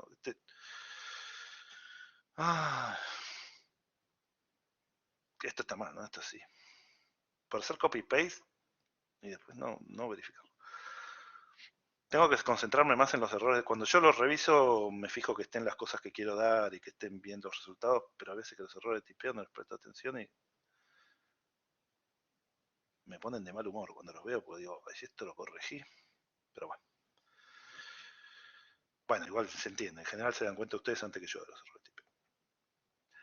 Bueno, entonces, en base a lo que dijimos recién, si derivo respecto a x mantengo y constante, si derivo respecto a y mantengo x constante, puedo derivar usando las reglas de derivación de una variable, ¿sí? De manera sencilla. Tengo, por ejemplo, la función f de x igual e a la x por y cubo. Si yo derivo con respecto de x, o respecto a x, bueno, esto es un producto entre x cuadrado que depende de x, y cubo, que si estoy derivando con respecto a x es una constante. Se llama y cubo en lugar de 4, pero es una constante. Entonces, ¿cómo derivaría acá? Usaría regla de la cadena. Diría, mira, esto es e a la constante por x cuadrado. Derivo la exponencial, que es justo la misma exponencial, y después derivo el exponente. El exponente depende de x nada más, si estoy derivando respecto de x.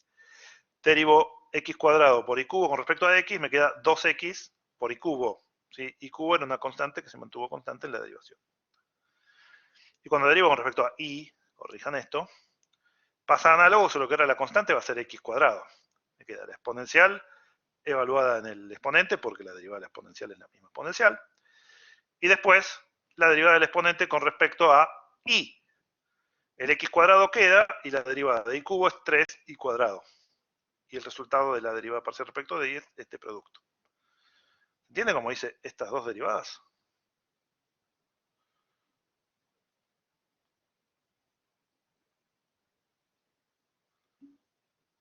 Buenísimo. Bueno, entonces, para fórmulas que vengan tranqui como estas, vamos a hacer eso.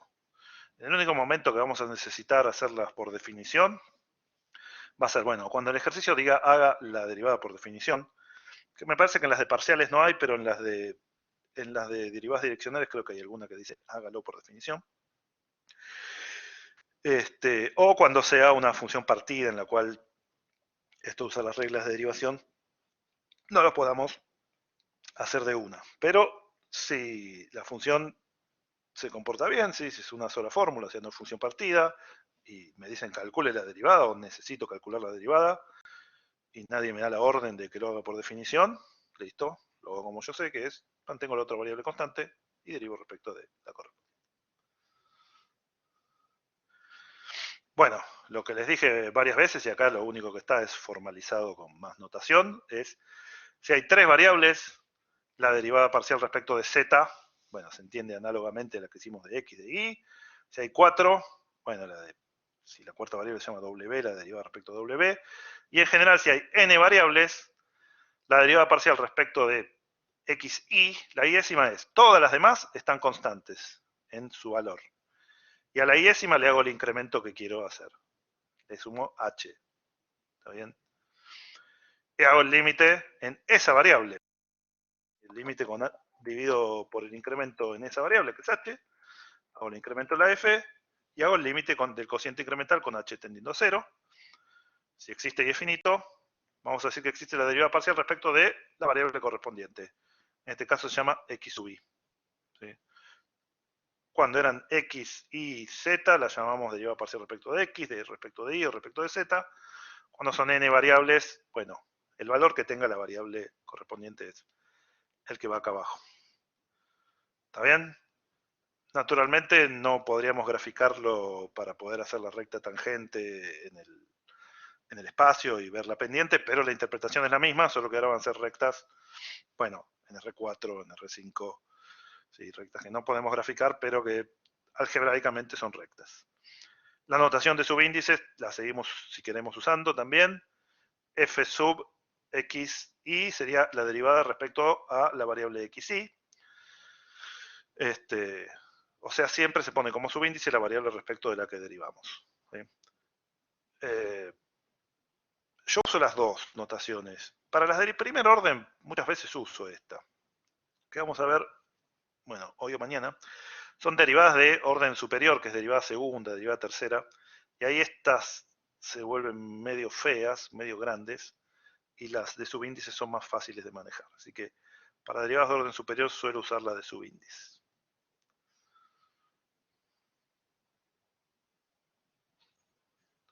Bueno, y no lo dije, pero como regla para hacer esto es todas las demás variables las considero constantes y derivo con respecto a x0, ¿no? O sea, ahí no sé. Si f es xy por z cuadrado, la derivada de f con respecto a x es y por z cuadrado. Entonces, al cuadrado, la derivada de f con respecto a y es x por z cuadrado. Y la derivada de f con respecto a z es xy por 2z. ¿Sí? Mantengo las demás constantes y derivo respecto a la que me están pidiendo. ¿Está bien? No cambia la regla práctica porque haya más variables. Lo único que cambia es que hay más constantes con distinto nombre por ahí, pero la regla es la misma. Está bien, ¿no? Acá intenté poner y en el medio.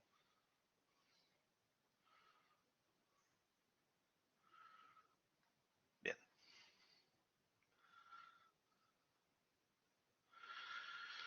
Bueno, al igual que nos pasaba, ahora hay algunas observaciones que quiero hacer relativas a la relación entre continuidad y derivabilidad, etc. Voy a hacer varias observaciones entre hoy y mañana sobre la relación entre continuidad y derivabilidad. Algo que ya sabíamos de análisis 1. Hay funciones que son continuas, pero no son derivables. ¿En eso estamos de acuerdo? ¿Sí? ¿Se acuerdan? El módulo era la típica, que es continua, pero... Uy, bueno, esto intenta hacer el módulo. En este punto había un vértice y no era derivable, pero el módulo es continuo. ¿Sí? Módulo de... Che, qué horrible ese dibujo. Bueno, igual después se borra. ¿Está bien? Entonces, ser continuo no implica ser derivable. Por ejemplo, x cuadrado más y cuadrado es continuo. ¿Sí? Lo pueden probar de cualquiera de las dos formas. Por definición o por ser composición de continuas. El polinomio es continuo porque es un polinomio. Y la raíz es continua porque lo vimos en análisis 1. Entonces, es continua del 0, 0. Pero, si hago el incremento, por ejemplo, fijo y en 0, y me muevo a 0 más h en x, ¿sí? Bueno, obviamente y cuadrado es 0, 0 más h al cuadrado es h cuadrado, que es lo que me da acá, me da la raíz de h cuadrado dividido h, que esto es el módulo de h dividido h. Esto no tiene límite con h tendiendo a 0, porque si voy desde los positivos me da 1, y si voy desde los negativos me da 0. ¿Sí? Eso es el equivalente a la no derivabilidad del módulo en este punto. Y entonces no existe las derivadas parciales ni respecto de x ni respecto de y. ¿Está bien? Entonces, esto no nos sorprende porque ya sabíamos. ¿Por qué elegí ese punto? Porque creo que, no sé si escuché mal, si dijiste por izquierda que da 0. No, por izquierda da 1, por izquierda da menos 1 y por derecha da 1. Ah, ok, Si no, dije otra creo que cosa, escuché cualquier cosa entonces, perdón. No, puede que haya dicho 0 porque estaba h tendiendo a 0, pero que esto da por distinto. Por izquierda da menos 1 y por derecha da 1. ¿Está bien? Bueno, entonces, que ser continuo no implica ser derivable, eso no nos sorprende porque ya lo sabíamos en análisis 1. Ser continuo no implica ser derivable. Lo que va a pasar ahora es que tener derivadas parciales, ¿sí? O lo que vamos a ver después, que son las direccionales, no implica ser continuo. ¿Sí? Por eso es que les digo que vamos a tener que poner una noción más exigente, que es la de plano tangente, que es la que les decía. Básicamente que si tomo el gráfico de la función, me pueda mover con el skate por arriba sin que se me parta la tabla. ¿Sí? Esa suavidad es lo que vamos a ver mañana. Bueno, esa suavidad sí va a implicar continuidad, pero que solo exista la derivada parcial no, y en realidad es más o menos lógico, ¿no? Porque lo que veníamos diciendo es, bueno, la derivada parcial es análoga, entre comillas, a lo que hacíamos con los límites iterados, que era movernos en una dirección. Entonces, tener derivada en una dirección no implica que sea suave en todas las direcciones, implica que es suave en esa dirección. Pero por ahí hay otras direcciones en las que no. Entonces, bueno, nos va a pasar eso, que la noción de derivada parcial y la noción de derivada direccional se quedan cortas en cuanto a la suavidez. Suavidez, no, contra la suavidad. Suavidez cualquiera. En cuanto a la suavidad, ¿sí? En cuanto a la continuidad, no implican continuidad. Y eso es lo que está acá. Puede ser que existan las derivadas parciales en el punto, pero la función no sea continua en el punto. ¿Está bien? Esto, por un lado, parece como, uy, es como una patología, una cosa que medio fea, pero en realidad vuelvo a decir lo mismo. Yo estoy diciendo, bueno, si me muevo en la dirección X o si me muevo en la dirección Y, está buena, la función es suave, tengo las rectas tangentes. Pero lo que sabemos que acá, en el cálculo multivariado, hay infinitas direcciones. Ser suave en X, ser suave en Y, y bueno, en principio no implica nada para las demás direcciones, así como tener límite en X o tener límite en Y, ¿sí? Los iterados, no implicaban nada para las demás direcciones. ¿Está bien? Entonces, ya si lo pensamos así, bueno, no sorprende tanto. Bueno, esta función la defino como x dividido y, si y es distinto de 0, y 0 si y es igual a 0. Esta función no es continua en el 0, 0, no tiene límite, ¿sí?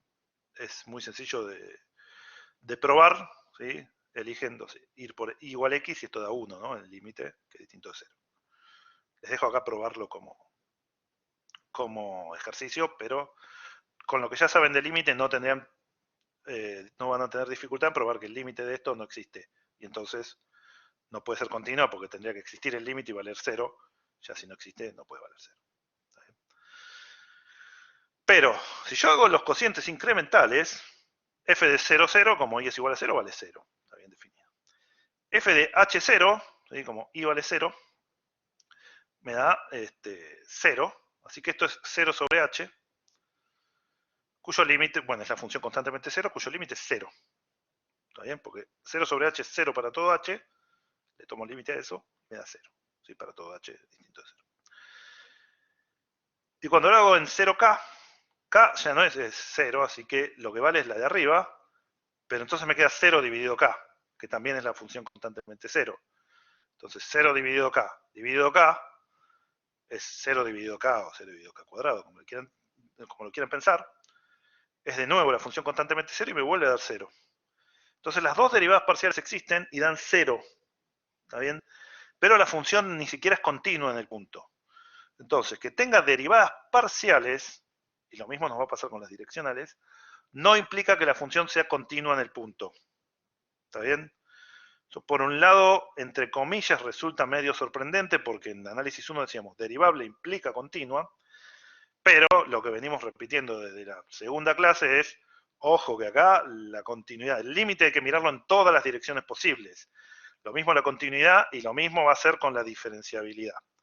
Entonces, las derivadas parciales no son todas las direcciones posibles, son dos direcciones muy particulares, que es lo mismo que los límites iterados. Que existan los límites iterados no nos garantizaba la existencia del límite porque eran dos direcciones muy, muy específicas. Entonces, lo mismo pasa con la derivabilidad, que justo sea derivable en x y que sea derivable en y, bueno, podría la función ser discontinua en ese punto o ser no suave en ese punto, tener tipo un vértice al movernos en alguna de las direcciones y en otra no. Entonces, en principio, existencia de derivadas parciales no implica continuidad. Bueno, justamente para distinguir esto, derivabilidad yo le diría que existan las derivadas parciales o que exista alguna noción de derivada, ¿sí? En alguna dirección. Y diferenciabilidad, que es lo que vamos a definir mañana, es esta noción de ser suave, ¿sí? Que ahora la vamos a traducir geométricamente a la existencia de un plano tangente. Entonces, para no confundir con que la existencia, no le digo derivabilidad para que no se confunda con la existencia de derivadas parciales. La existencia de derivadas parciales, que la podríamos llamar derivabilidad, no es suficiente para que la función sea suave, por ejemplo, que sea continua. Entonces, el concepto que vamos a usar de diferenciación no es la existencia de derivadas parciales o la derivabilidad parcial, sino el concepto de diferenciabilidad que todavía no lo vimos, lo vamos a ver mañana, ¿sí? Pero que geométricamente significa que esas rectas tangentes se juntan bien en un solo plano tangente. ¿Está bien?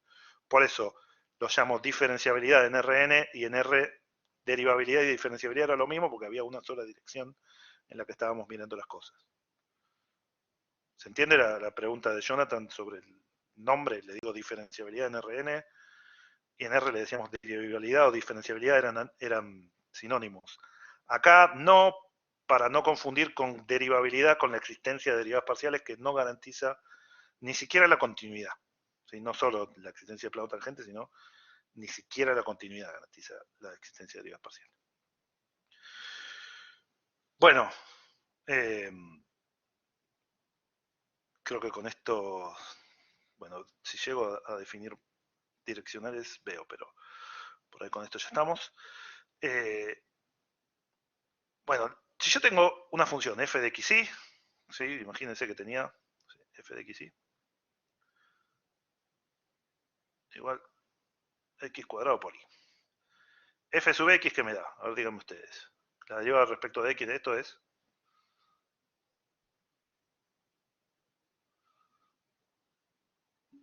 2xy. ¿Están todos de acuerdo con lo que dicen Nicolás y Jeremías? 2xy. ¿Y la derivada respecto de y?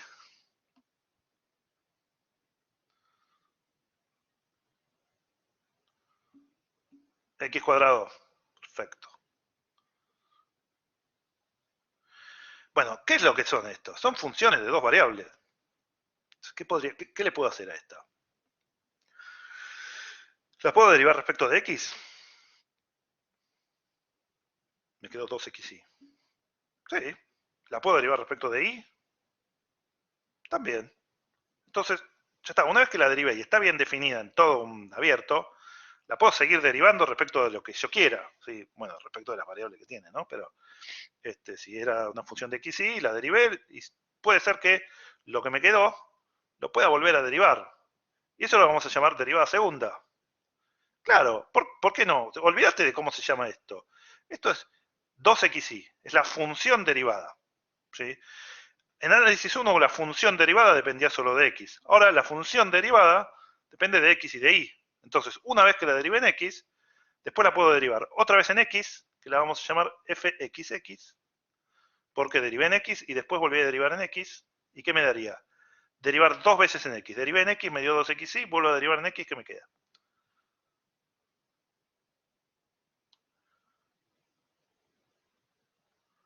Derivo 2xy respecto de x. 2y, buenísimo. 2y. Pero también podría haber derivado con respecto a x. Dije, bueno, la primera vez derivé respecto de x y ahora la derivo respecto de y. F de x, derivé respecto de x, derivé respecto de y. 2x, espectacular. ¿Está bien? ¿Qué podría volver a hacer ahora? Me quedó 2y, 2x. ¿Podría hacer qué cosa con estas? ¿Derivadas de qué orden? De orden triple. ¿Sí? Si derivo ahora otra vez, vamos a hacer una nada más, o la de esta. Derivo 3 veces respecto de x, ¿me queda? ¿Qué me queda cuando derivo 2y respecto de x? 0. Y si derivo respecto de y, derivé respecto de x y finalmente respecto de y, 2. Espectacular. Entonces pueden seguir derivando en todos los órdenes que se pueda.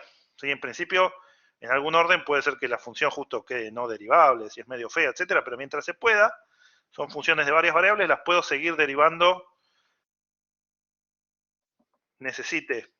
¿Está bien?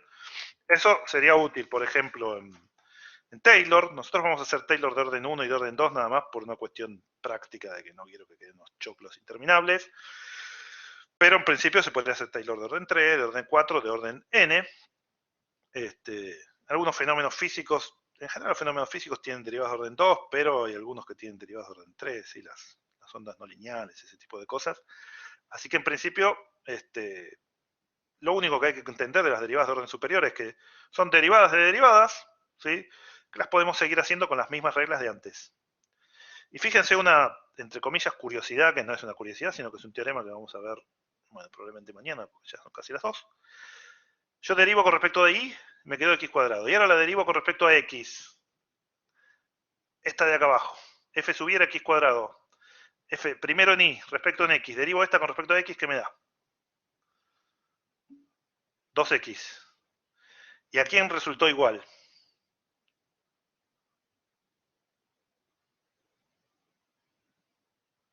De todas estas de por acá. A la que fue en el orden contrario, ¿no? En esta derivé primero respecto de x y después respecto de y.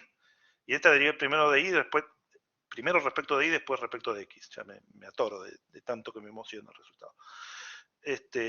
Las cruzadas estas son iguales, y lo que dice Francisco es FUA, que es lo mismo que diría yo.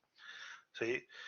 Esto es un resultado general, que lo vamos a llamar teorema de Bonnet o teorema de Schwartz, que lo vamos a ver mañana. Si la función es más o menos buena, bueno, no sé si mañana o el lunes que viene, porque hay que definir un par de cosas de continuidad, etcétera, pero si la función es más o menos buena, las cruzadas, ¿sí? Primero en x, después en y, o primero en y, después en x, van a dar siempre igual. Eso, no sé ustedes, pero a mí no me resulta a priori, con el concepto que venimos diciendo de una forma de derivar, que es una fórmula de usar las derivadas de una variable, no me resulta obvio. ¿Sí? Pues por eso uno lo piensa mucho geométricamente y supone la existencia de un plano tangente, etc. Bueno, por ahí geométricamente tiene un poco más de sentido. Pero así de una, dado que lo que estamos usando son reglas de derivación, es para decir lo que dijo Francisco. Sí, qué bueno esto. Eso es un lindo teorema. Bueno, y respecto a la notación, y con eso sí ya termino hoy, mañana vemos las direccionales. Esta notación se entiende, ¿no? Si yo agarré f sub x y la derivé después con respecto a y, voy acumulando los subíndices a la derecha, ¿no? Porque es como que yo hubiera dicho a f sub x la derivé respecto de y lo único que hice fue decir, bueno, sacame el paréntesis, déjamelo así, ya está. Y lo mismo para las otras. Bueno, la notación que está acá abajo, que es la notación con cocientes, es un poco más fea. Cuando derivo, es análoga, si estoy derivando dos veces respecto a la misma variable, ¿se acuerdan? F segunda respecto de x, habrán visto como df dos veces, derivado respecto de x dos veces, ¿sí? Y si hacían la derivada enésima, era la derivada enésima de f, y el n acá. Para el numerador, la n se asociaba a la diferencia, y para el denominador la n se ponía como si fuera, entre comillas, una potencia de la x. ¿Sí? Que eso tiene que ver con la facilidad de ver las unidades, ¿no? Esta es una notación que es la notación que usaban Leibniz, bueno, y la época en que esto se asociaba mucho a la física, y esta notación está buena para ver rápido las unidades de las cosas, ¿sí? Una derivada de orden 1 me quedaría, no sé, si esto es x, que es una variable de espacio, ¿sí? una variable de longitud, respecto al tiempo, me queda metro sobre segundo. Y si hago la derivada segunda, que es una aceleración, me quedaría metro, ¿sí? Esta no tiene una potencia, sino lo que tiene son diferencias de metros, pero respecto a segundo al cuadrado. ¿Sí? Esta notación es buena para recordar las unidades, pero es fea para escribir. Bueno, en varias variables, si derivé respecto de x dos veces, hago lo mismo, solo que ahora uso el símbolo de Jacobi. Si derivé respecto de y dos veces, hago lo mismo, pero usando el símbolo de Jacobi. Y si derivo cruzado, bueno, derivo dos veces. En realidad vamos a escribirlo, ya termino, ya sé que es tarde, pero digo esto y termino. Yo lo que hago es, derivé una, me olvidé de volver al azul, a la derivada con respecto a x, la derivo después con respecto a y. ¿Está bien? Y entonces, esto lo voy a anotar así. A f la derivé dos veces y el orden lo dejo así. La primera respecto de x y la segunda respecto de y. ¿Está bien?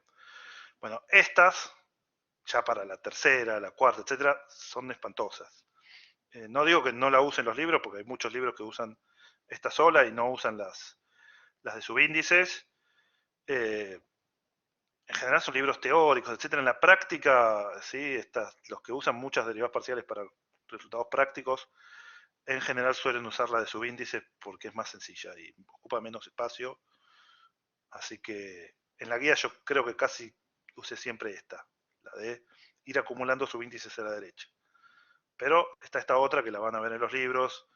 En el apurato me parece que usa las dos. Y en el mío creo que digo que defino las dos y después uso siempre la de subíndice. Bueno, acá tienen eso que les decía recién. Si quieren, denle una mirada a esto. Tienen lo que llamamos las derivadas cruzadas, que eran las x y, es la que hice recién, una vez en x, otra vez en y. Y las obtenemos entre las mismas reglas. Bueno, este es el teorema que recién les adelanté para un ejemplo. Mañana lo vamos a enunciar para ciertos campos en particular. ¿Está bien? Bueno, ahora sí. Corto la grabación.